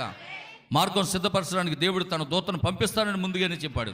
ఎందుకంటే మార్గం తప్పిపోతారు, ఈ జనం మార్గం తప్పిపోతారు. లౌకిక సంఘకాలంలో జనులు మార్గం తప్పిపోతారని చెప్పి ఈ సంఘకాలానికి దేవునికి స్తోత్రం, హల్లెలూయా. మరి మొదటి రాకల్లో, క్రీస్తు మొదటి రాకల్లో తప్పిపోయారు వాళ్ళు. క్రీస్తు మొదటి రాకల్లో తప్పిపోయిన వాళ్ళు ఎవరు చెప్పండి? తండ్రులు. క్రీస్తు మొదటి రాకల్లో తప్పిపోయిన వాళ్ళు తండ్రులు. హల్లెలూయా. రెండవ రాకల్లో తప్పిపోయిన వాళ్ళు పిల్లలు మనకు తండ్రులు అపోస్తులకి తండ్రులు ఇశ్రాయేలీయులు. అర్థమవుతుందా? నా మాటలు అర్థమవుతున్నాయమ్మా? హల్లెలూయా. అందుకని ఇప్పుడు ఒక దూతను పంపుతాన్నాడు దేవుడు. మలాకి 3:1 త్వరగా. ఇదిగో నాకు ముందుగా మార్గము సిద్ధపరచుడికై నేను నా దూతను పంపుచున్నాను. మార్కు సువార్త 1:2 వాక్యం. మార్కు సువార్త 1:2 వాక్యం. ఇదిగో నా దూతను నీకు ముందుగా పంపుచున్నాను, అతడు నీకు మార్గం సిద్ధపరచును. ఆయన త్రోవను సరళం చేయడని అరణ్యములో కేక వేయుచున్న ఒక శబ్దం. ఆయన ఎవరు అంటే యోహాను. మలాకి 3:1 ఎవరంటే యోహాను. ఎవరి గురించి సాక్ష్యం ఇవ్వడానికి వచ్చాడంటే యేసుక్రీస్తు గురించి. మొదటి రాకలో సాక్ష్యం ఇవ్వడానికి వచ్చాడు. ఆమేన్, హల్లెలూయా. 17:1 కూడా చదవండి. మత్తయి సువార్త 17:11 వాక్యం. మత్తయి సువార్త 17:11 వాక్యం. ఏలియా వచ్చి సమస్తము చక్కబెట్టునని మాట నిజమే. అయినను ఏలియా ఇదివరకే వచ్చాడు, వారు అతని ఎరుగక తమకిష్టం వచ్చినట్లు అతని ఎడల చేశారు. మీకు తెలియకుండానే అతన్ని బాధ పెట్టేశారు మీరు. ఏలియా వచ్చాడు, కానీ ఏలియా అని రాయబడలా, యోహానని రాయబడలా. అరణ్యములో కేకవేయి ఒకని శబ్దం. ఆమేన్. అయితే ఆయన వచ్చాడు, పాడైపోయినటువంటి తండ్రుల హృదయం బాగు చేశాడు. దేవునికి స్తోత్రం కలుగును గాక. పిల్లల తట్టు తిప్పాడు. ఆది అపోస్తులు బాధ వైపు, కానీ తిరిగారా? తిరగలేదు. దేవునికి స్తోత్రం కలుగును గాక. అందులో కొందరు వారు నమ్మారు ఆ బోధన. దేవునికి స్తోత్రం. అలాగే ఈ చివరి కాలంలో కూడా క్రీస్తు రెండవ రాకడలో కూడా వాక్యం ఉంది. మలాకి 4వ అధ్యాయం 5-6 వాక్యాలు. యెహోవా నియమించిన భయంకరమైన ఆ మహాదినము రాకమునుపు ప్రవక్తకు ఏలియాని మీ యొద్దకు పంపుదును. నేను వచ్చి దేశమును శపించుకున్నట్లు అతడు తండ్రుల హృదయమును పిల్లల హృదయములను తండ్రుల తట్టు తిప్పును. దేవునికి స్తోత్రం. హల్లెలూయా. దేవునికి మహిమ కలుగును గాక. యెహోవా నియమించిన భయంకరమైన దినము రాకమునుపు, యెహోవా నియమించిన భయంకరమైన దినము రాకమునుపు, ఏలియాను పంపెదననిన యెహోవా దేవుని వాగ్దానం, ఏలియాను పంపెదననిన యెహోవా దేవుని వాగ్దానం. గుర్తించు మా సంగమా, గమనించు మా సేవకా, గుర్తించు మా సంగమా, గమనించు మా సేవకా. తండ్రుల హృదయం పిల్లల వైపు త్రిప్పును, పిల్లల హృదయం తండ్రుల వైపు త్రిప్పును. పాడదాం. తండ్రుల హృదయం త్రిప్పును, పిల్లల హృదయం తండ్రుల వైపు త్రిప్పును. పలుకబడిన మాటయే తిరిగి తెచ్చును, మహిమ శరీరదారులుగా నిలువబెట్టును. పలుకబడిన మాటయే తిరిగి తెచ్చును, మహిమ శరీరదారులుగా నిలువబెట్టును. గుర్తించు మా సంగమా, గమనించు మా సేవకా, గుర్తించు మా సంగమా, గమనించు మా సేవకా. ఆహా హల్లెలూయా, ఆహా హల్లెలూయా. పాడండి.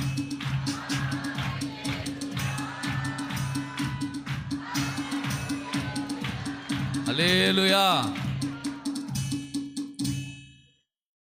ఈయన మిలిటరీ సంగీతం పెట్టేసానాక, ఈయనేమో మిలిటరీ సంగీతం, నాకేమో రావట్లేదు గొంతుకు. దేవునికి స్తోత్రం కలిగి. పర్లేదు, ఫస్ట్లో బాగానే కొట్టావు, ఫస్ట్లో మంచి బాగా వేసావు, కానీ లాస్ట్కి వచ్చేటోడు జెండా వందనం చేసినట్టు అయిపోయింది. మిలిటరీ సంగీతం వచ్చేసింది లాస్ట్లో. దేవునికి స్తోత్రం. హల్లెలూయా. సరే, మంచిది. ఏదేమైనప్పటికీ ఎలా అయినా మొత్తం మీద మన ప్రభుని ఆరాధించడమే కావాలి. హల్లెలూయా, హల్లెలూయా. దేవునికి స్తోత్రం కలుగును గాక. సరే, మంచిది. ఈ చివరి కాలంలో తండ్రుల హృదయాన్ని పిల్లల తోటి తిప్పడానికి, పిల్లల హృదయాన్ని తండ్రుల తోటి తిప్పడానికి ప్రవక్తకు ఏలియాని దేవుడు పంపిస్తానని మలాకి 4:5-6 చెప్పబడింది. ఆ చెప్పబడినటువంటి ఆ ప్రవక్త ఎవరో ఈ లోకానికి అర్థం కావట్లేదు. ఒకవేళ మనలాంటి వాళ్ళు ఎవరైనా చెప్పినా నువ్వు పిచ్చోడు రా అంటారు మనం. దేవునికి స్తోత్రం. కానీ వధువు మాత్రం నమ్ముతుంది. హల్లెలూయా. కనుక పిల్లరా, ఆ కాలంలో యోహాను వర్తమానం నమ్మి బాప్తిసం పొందిన వారు కొంతమంది రక్షింపబడ్డారు. అవునా? యేసుక్రీస్తు మొదటి రాకడలో బాప్తిసం ఇచ్చి యోహాను వచ్చి వర్తమానం చెప్పాడు. ఆ వర్తమానం నమ్మిన అనేక మంది రక్షించబడ్డారా? అలాగే రెండవ రాకడలో కూడా క్రీస్తుకు ముందుగా ఒక ఏలియా ఆత్మ కలిగిన ఒక వ్యక్తిని దేవుడు పంపుతానని వాగ్దానం చేశాడు. ఆయన పంపాడు, ఆయన వచ్చాడు, ఆయన వర్తమానం చెప్పాడు. ఆ వర్తమానం వినినటువంటి కొందరు కూడా ఖచ్చితంగా రక్షించబడతారు. అందులో డౌట్ లేదండి. ఎవరు ఏమనుకున్నా సరే. దేవునికి స్తోత్రం. హల్లెలూయా. చూడండి, ఇప్పుడు ఒకసారి లూకాసు వార్త 1:17 లూకాసు వార్త 1:17 ఆ. మరియు అతడు తండ్రిలో హృదయమును పిల్లల తట్టు అవిధేయుల నీతిమంతుల జ్ఞానం అనుసరించుటకును ఆయుత్తపడి ఉన్న ప్రజలను సిద్ధపరచుటకై ఏలియా యొక్క ఆత్మయు శక్తియు ఆమేన్. వచ్చాడా? ఏలియా యొక్క ఆత్మ కలిగినటువంటి వాడు యోహాను. అవునా? సర్ప సంతానమా అన్నాడు వచ్చి. దేంటిరా మా అమ్మ బాబు సర్ప సంతానమా? అలా సర్పాలా? దేవునికి స్తోత్రం కలుగును. మంచి మంచి గొప్ప గొప్ప వాళ్ళని, పేరున్న వాళ్ళని అందరిని పట్టుకుని అలాంటి మాట అనేసాడు. ఈయన ప్రవక్త కాబట్టి. అవునా? భలే ఉంటుంది వర్తమానం చెప్తే మరి చాలా బాగుంటుంది, కానీ మీకు టైం అయిపోతుంది, ఆకలి అయిపోతుంది. దేవునికి స్తోత్రం. పుట్టినరోజు కోవడానికి పిలిచారండి పైగా నేను వర్తమానం అందించమని. ఎవరినే? యోహాన్ గారిని. యోహాన్ గారిని ఆగేశారంటే పుట్టినరోజుకి. ఏమంటే ఒక ఆయన అడవుల నుంచి వచ్చాడంటే, అబ్బబ్బబ్బా వర్తమానం అంటే వర్తమానం కాదండి బాబు, ఆయన నీటిలో పైగా ఒడ్డున ఉండలేదండి బాబు, మాట్లాడితే నీటిలోకి వెళ్ళిపోతున్నాడు, వర్తమానం చెప్పేస్తున్నాడు, వచ్చిన వాళ్ళు కల్లా బాప్తీసాలు ఇచ్చేస్తున్నాడు. మంచి మెసేజ్ చాలా బాగుందండి అన్నారంట. రాజు అన్నాడంట, రే ఇవాళ మా పుట్టినరోజు జరుగుతుంది, ఇవాళ తీసుకురంటే వాక్యం చెప్పిద్దాం అనుకున్నాడు. దేవునికి స్తోత్రం. హల్లెలూయా. ఏం మామూలు పాస్టరా? మనలాంటి పాస్టరా? మనలాంటి పాస్టర్ అయితే తెలీదు. ఆయన మామూలు పాస్టర్ కాదు, ముందు వెనక ఎరుగున్న పాస్టర్. జరగబోయి చెప్తాడు, జరిగిపోయి చెప్తాడు, జరిగేది చెప్తాడు. దేవునికి స్తోత్రం. ఇంకా పుట్టినరోజులకు వచ్చి ప్రసంగం ఎత్తుకున్నాడంట. రే రాజా, తమ్ముడు భార్యను ఉంచుకొని దరిద్రుడు అన్నాడంట. అయ్యి బాబోయ్, ఒరే ఇదేంటిరా, ఏదో కొంత మంచి మాటలు చెప్తాడు, 4 మొక్కలు చెప్తాడు, పుట్టినరోజు శుభాకాంక్షలు చెప్తాడని తీసుకురారా అంటే ఇదేం ప్రసంగం రా? ఆయన ఎత్తుకోవడమే నా మీద ఎత్తుకున్నాడా? దేవునికి స్తోత్రం కలుగును గాక. అయ్యి బాబోయ్, వద్దురా ఇలాంటి ప్రసంగాలు నేను వినలేను రా ఆయన. దేవునికి స్తోత్రం. వింటున్నారా? కనుక ప్రియమైనటువంటి దేవుని బిడ్డలారా, ఇక్కడ చూడండి, ఏలియా ఆత్మ కలిగిన వాడు. వింటున్నారా? అసలు ప్రసంగం కూడా చేయనివ్వలేదంట. ఎవరో యెజ్బేలు ఆయన అసలు ఏలియా అని ప్రసంగం కూడా చేయనివ్వలేదంట. దేవునికి స్తోత్రం కలుగును గాక. ఈయన కొంచెం ప్రసంగం అనే చేశాడు, కొంతమంది బాప్తిసాలను ఇచ్చాడు. వింటున్నారా? కనుక ప్రియమైన దేవుని బిడ్డలారా, ఏలియా ఆత్మ కలిగినటువంటి వ్యక్తి. చదవండి ఆ మాట, ఇందాక చదివిన మాట ఒకసారి చదవండి. లోకాసు వార్త 1:17. మరియు అతడు తండ్రుల హృదయమును పిల్లల తట్టును. చూడండి, ఎవరంట? అవిధేయుల అవిధేయులు అంటే ఏంటి? వాక్యము నమ్మనివారు, దేవుని స్వరూపమైనటువంటి క్రీస్తుని మహిమా స్వరూపిగా దేవుడిగా నమ్మనటువంటి అవిధేయులు, వాక్యమును నమ్మనటువంటి అవిధేయులు, మందమతులు, నీతిమంతుల జ్ఞానం అనుసరించుటకు త్రిప్పి ప్రభువు కొరకు ఆయుత్తపడి ఉన్న అది ప్రజల, దేవుని కొరకు ఆయుత్తపడే ప్రజలు కొంతమంది ఉన్నారు. వారిని సిద్ధపరచడానికి వచ్చాడు. దేవునికి స్తోత్రం కలుగును గాక. హల్లెలూయా. కనుక పిల్లారా, మరి 7వ దూత వర్తమానం ద్వారానే ఎత్తబడుదురు. నీవు ఈ దినమున దీని వర్తమానం గుర్తించుము. వధువుని సిద్ధపరిచే వర్తమానం, వాక్యము శరీరంగా మార్చే వర్తమానం. అవిధేయత అంటే ఏంటో కాదు, ఆ దినం యొక్క వాక్యము నమ్మకపోవడమే. ఆమేన్. నమ్మిన వారు నీతివంతులు. అందుకే యేసుప్రభు చెప్పారు యోహాను సువార్త 8:37 వాక్యంలో. త్వరగా చూడండి, నేను ముగిస్తాను త్వరగా. యోహాను సువార్త 8:37 వాక్యం. మీరు అబ్రాహాము సంతానమని నాకు తెలుసు, అయినను మీలో నా వాక్యానికి చోట్లేదు. మీరు అబ్రహాం సంతానమే, అయినా సరే మీలో నా వాక్యానికి చోట్లేదు, గనుక నన్ను చంపాలని చూస్తున్నారు. మీరు నిజంగా అబ్రహాం సంతానం అయితే నన్ను మీరు గుర్తించుదురు, నా వాక్యాన్ని మీరు అంగీకరించుదురు. మీరు అబ్రహాం సంతానం అని చెప్పుకుంటున్నారు, కానీ నా వాక్యం మీలో లేదు. నా వాక్యం మీలో ఉంటే నన్ను మీరు గుర్తించుండేవాళ్ళు. దేవునికి స్తోత్రం కలుగును గాక. హల్లెలూయా. దేవునికి మహిమ కలుగును గాక. కనుక ప్రియమైనటువంటి దేవుని బిడ్డలారా, అందుకే యేసుక్రీస్తు ప్రభువారు నికోదేముతో చెప్తున్నాడు చూడండి. యోహాను సువార్త 3వ అధ్యాయము 13వ వాక్యం. యోహాను సువార్త 3వ అధ్యాయము 13వ వాక్యం. మరియు పరలోకము నుండి దిగి వచ్చిన వాడే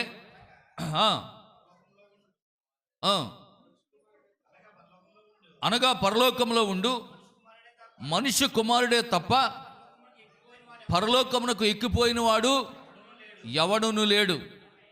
ఆమేన్. వింటున్నారు పిల్లరా? ఇక్కడ నికోదేముకి అర్థం కావట్లేదు. హల్లెలూయా. నువ్వు కొత్తగా జన్మించాలి నాయనా. పరలోక రాజ్యంలోకి వెళ్ళాలంటే ఏం చేయాలి? నువ్వు కొత్తగా జన్మించాలి. ఆమేన్. హల్లెలూయా. అంటే నువ్వు కొత్తగా జన్మించితే కానీ అంటే అర్థమేంటి తెలుసా? నువ్వు పరలోకం నుండి వస్తేనే కానీ. అమ్మ నా మాటలు అర్థమవుతున్నాయా? కింద నుంచి వచ్చినవాడు కిందకి. యోధా ఇస్కరియోతు ఎక్కడి నుంచి వచ్చాడు? కిందకి వెళ్ళాడు. కయ్యను ఎక్కడి నుంచి వచ్చాడు? కింద నుంచి వచ్చాడు, కిందకి వెళ్ళాడు. అందుకే ఆ మాట యేసుప్రభు వారు చక్కగా చెప్తున్నాడు చూడండి. పరలోకంకి ఎక్కిపోవాలంటే అక్కడి నుంచి ముందు వచ్చి ఉండాలి. మీకు అర్థమైందా? కాబట్టి నువ్వు ఏం చేయాలి చెప్పాలి? తిరిగి జన్మించాలి. కొత్తగా తిరిగి జన్మించాలి నువ్వు. హల్లెలూయా. కనుక పిల్లరా, మన విశ్వాసం పరీక్షించబడే సమయంలో మనం జీవించున్నాం. దేవుని మర్మములు బయలుపరచబడిన కాలంలో జీవించున్నాం. మన దేవునికి ఇశ్రాయేలీయులను కాపాడువాడు, కునుకడు, నిద్రపోడు అనే పేరుంది. మన దేవునికి ఏం పేరు ఉందంట? అబ్బాయి మాట్లాడకూడదు. మన దేవుని పేరేంటి చెప్పండి? ఇశ్రాయేలీయులను.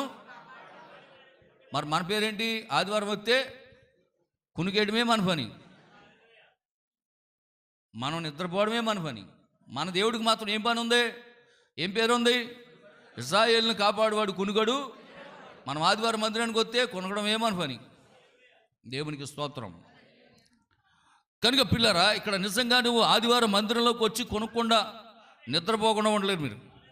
షడ్రక మెషక్ అబేద్నెగో అని వారు విశ్వాసం పరీక్షించబడే సమయం వచ్చినప్పుడు వారు ఆ అగ్నిగుండంలో నిద్రపోలేదండి వాళ్ళు.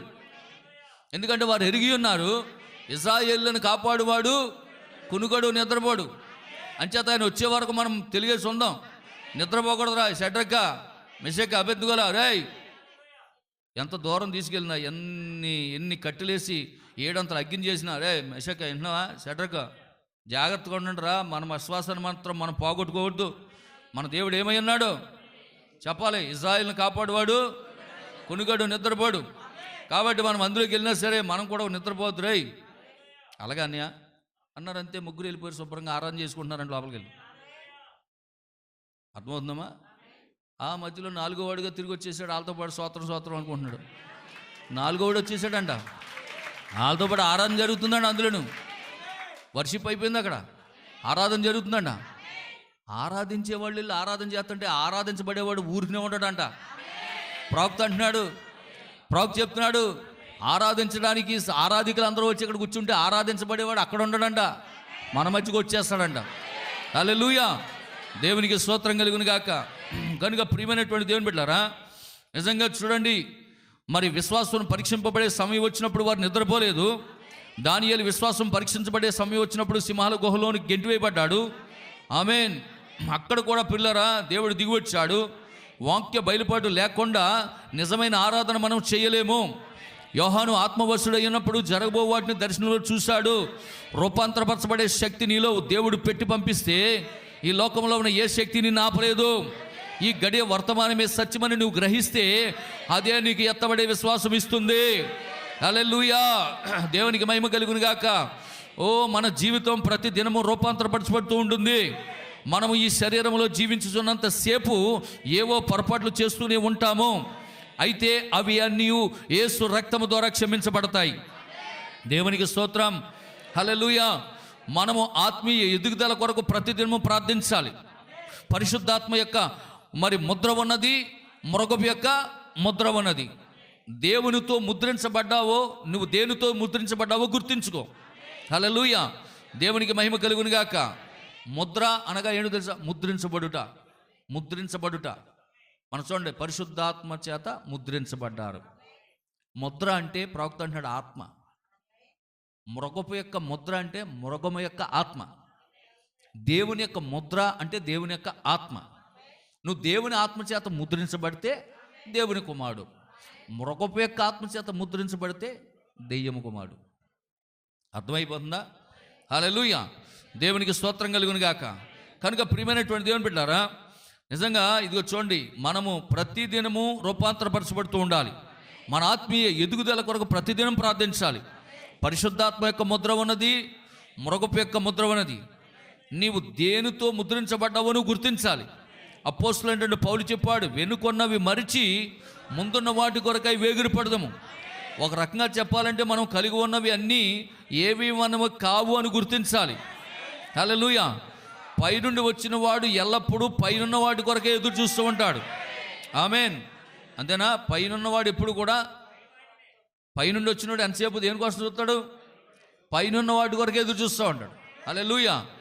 కనుక ప్రియమైనటువంటి దేవుని బిడ్డలారా, ఇందాక చెప్పాను మీకు, ధనవంతుడు భూమి మీద ఉండగా ఎప్పుడు తన కన్నులు పైకెత్తి చూడలేదు. ఎందుకంటే వాడికి హల్లెలూయా. కానీ పాతాళంలో కన్నులెత్తి ప్రార్థన చేస్తున్నాడంట. ఆమేన్. హల్లెలూయా. దేవునికి మహిమ కలుగును గాక. అంటున్నారు పిల్లరా. కనుక క్రింద నుండి వచ్చిన వాడు క్రింద ఉన్న వాటి కొరకే ఎదురు చూస్తూ ఉంటాడు. నీ శత్రువును సైతం ప్రేమించమని యేసు చెప్పారు. మరి నీ సహోదరుని ప్రేమించలేవా? మీకు తెలుసా, మన శరీరమే మనకు శత్రువు. కాబట్టి ఈ శరీరంలో ఉన్నంత కాలము మనకు పోరాటమే. ఆమేన్. మన దేవుడు సర్వాంతర్యామి, అనగా ఆయన ప్రపంచమంతా వ్యాపించి ఉన్నవాడు. ఆయన సర్వాధికారి, సృష్టి అంతటి మీద అధికారం కలిగి ఉన్నాడు. ఆమేన్. భూ సంబంధికి పరలోక సంబంధమైన విషయాలు అర్థం కావు. హల్లెలూయా. భూ సంబంధికి పరలోక సంబంధమైన విషయాలు అర్థం కావు.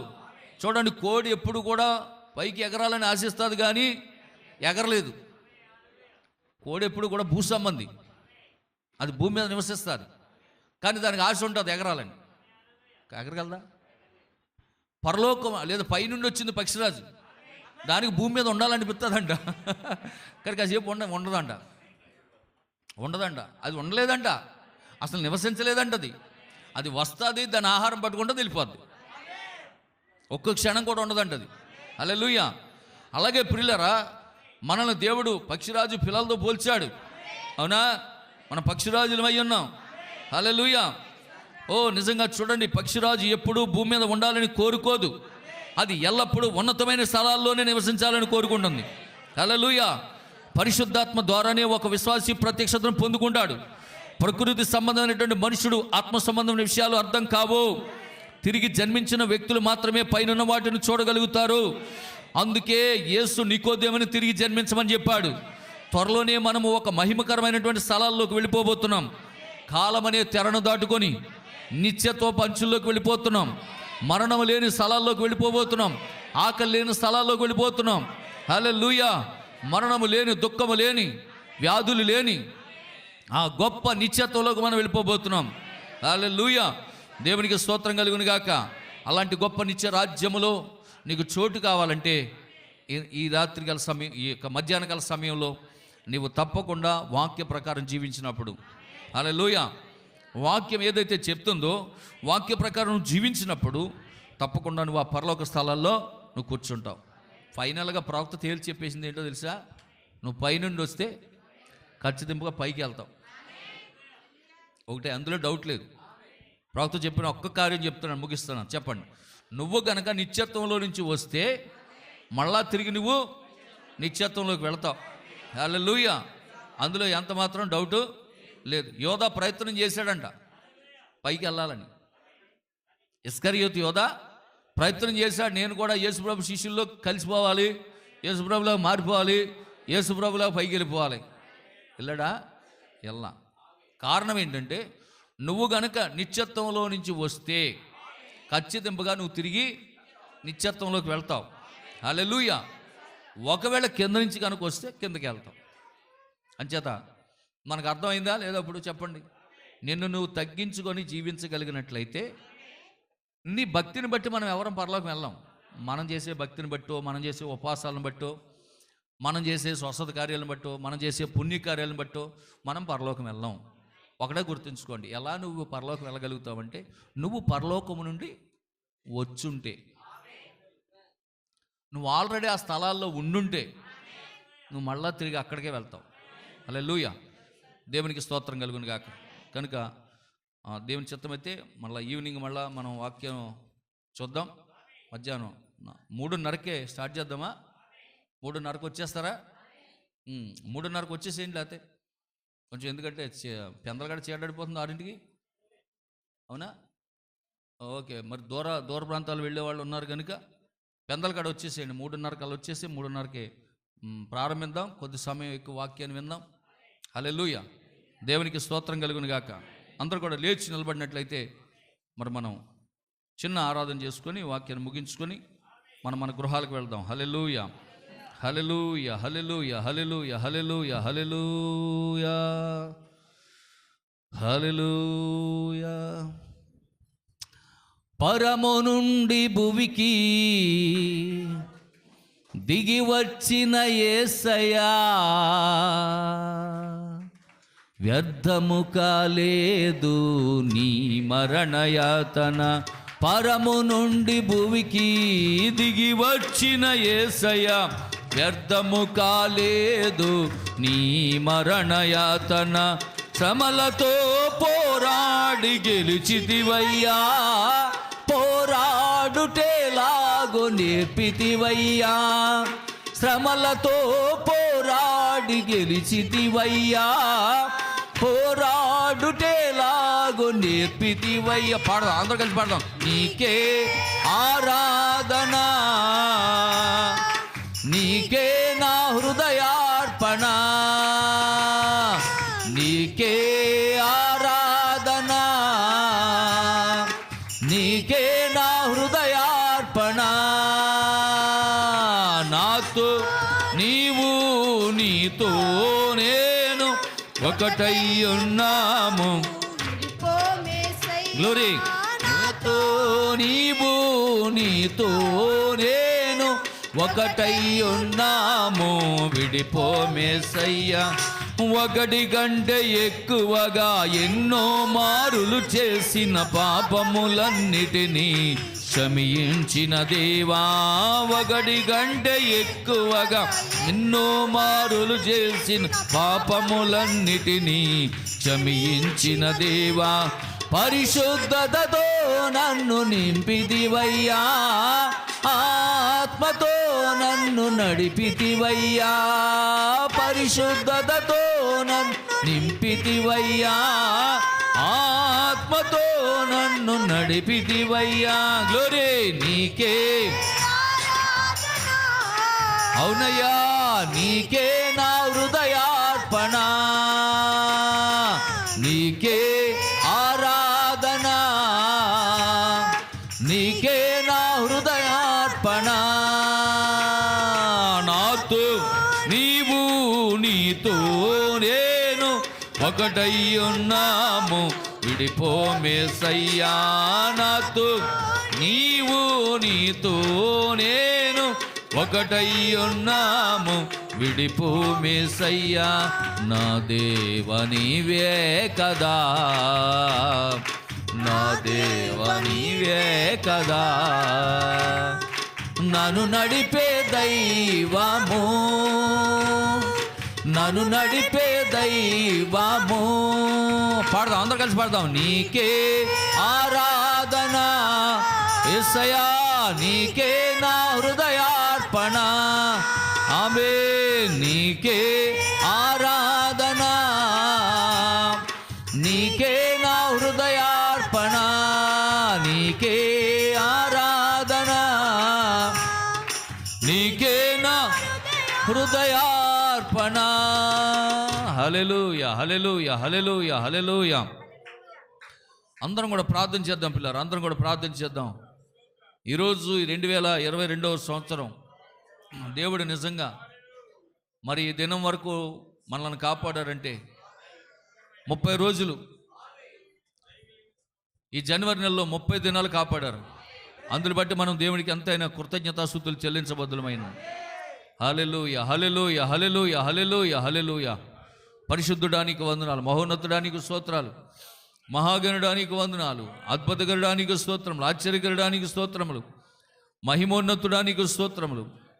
నాయన నిశ్చయముగా ప్రభువా నీ కృప చూపించండి అయ్యా. జీవము కలిగిన దేవుడు నాయన, సజీవుడు ప్రభా, మహోన్నతుడు నాయన. ఈ మధ్యాహ్న కాల సమయంలో నాతో మాట్లాడిన దేవుడానికి స్తోత్రాలు. ఈ కాలపు ప్రవక్త ద్వారా నాయన మీరు మాట్లాడారయ్యా. నిన్ను నీవు తగ్గించుకొని నువ్వెక్కడి నుంచి వచ్చావో నువ్వు గుర్తు చేసుకో. నువ్వు నిజంగా పైనుండి వస్తే మళ్ళా తిరిగా పైకి వెళ్తావు. నిజమే బాబు. ఈ మధ్యాహ్న కాల సమయంలో వాక్య ప్రత్యక్షత మాకు అర్థమైంది. యోహానిక ప్రత్యక్షత పొందుకోనంతసేపు అతడు ఏడ్చాడు.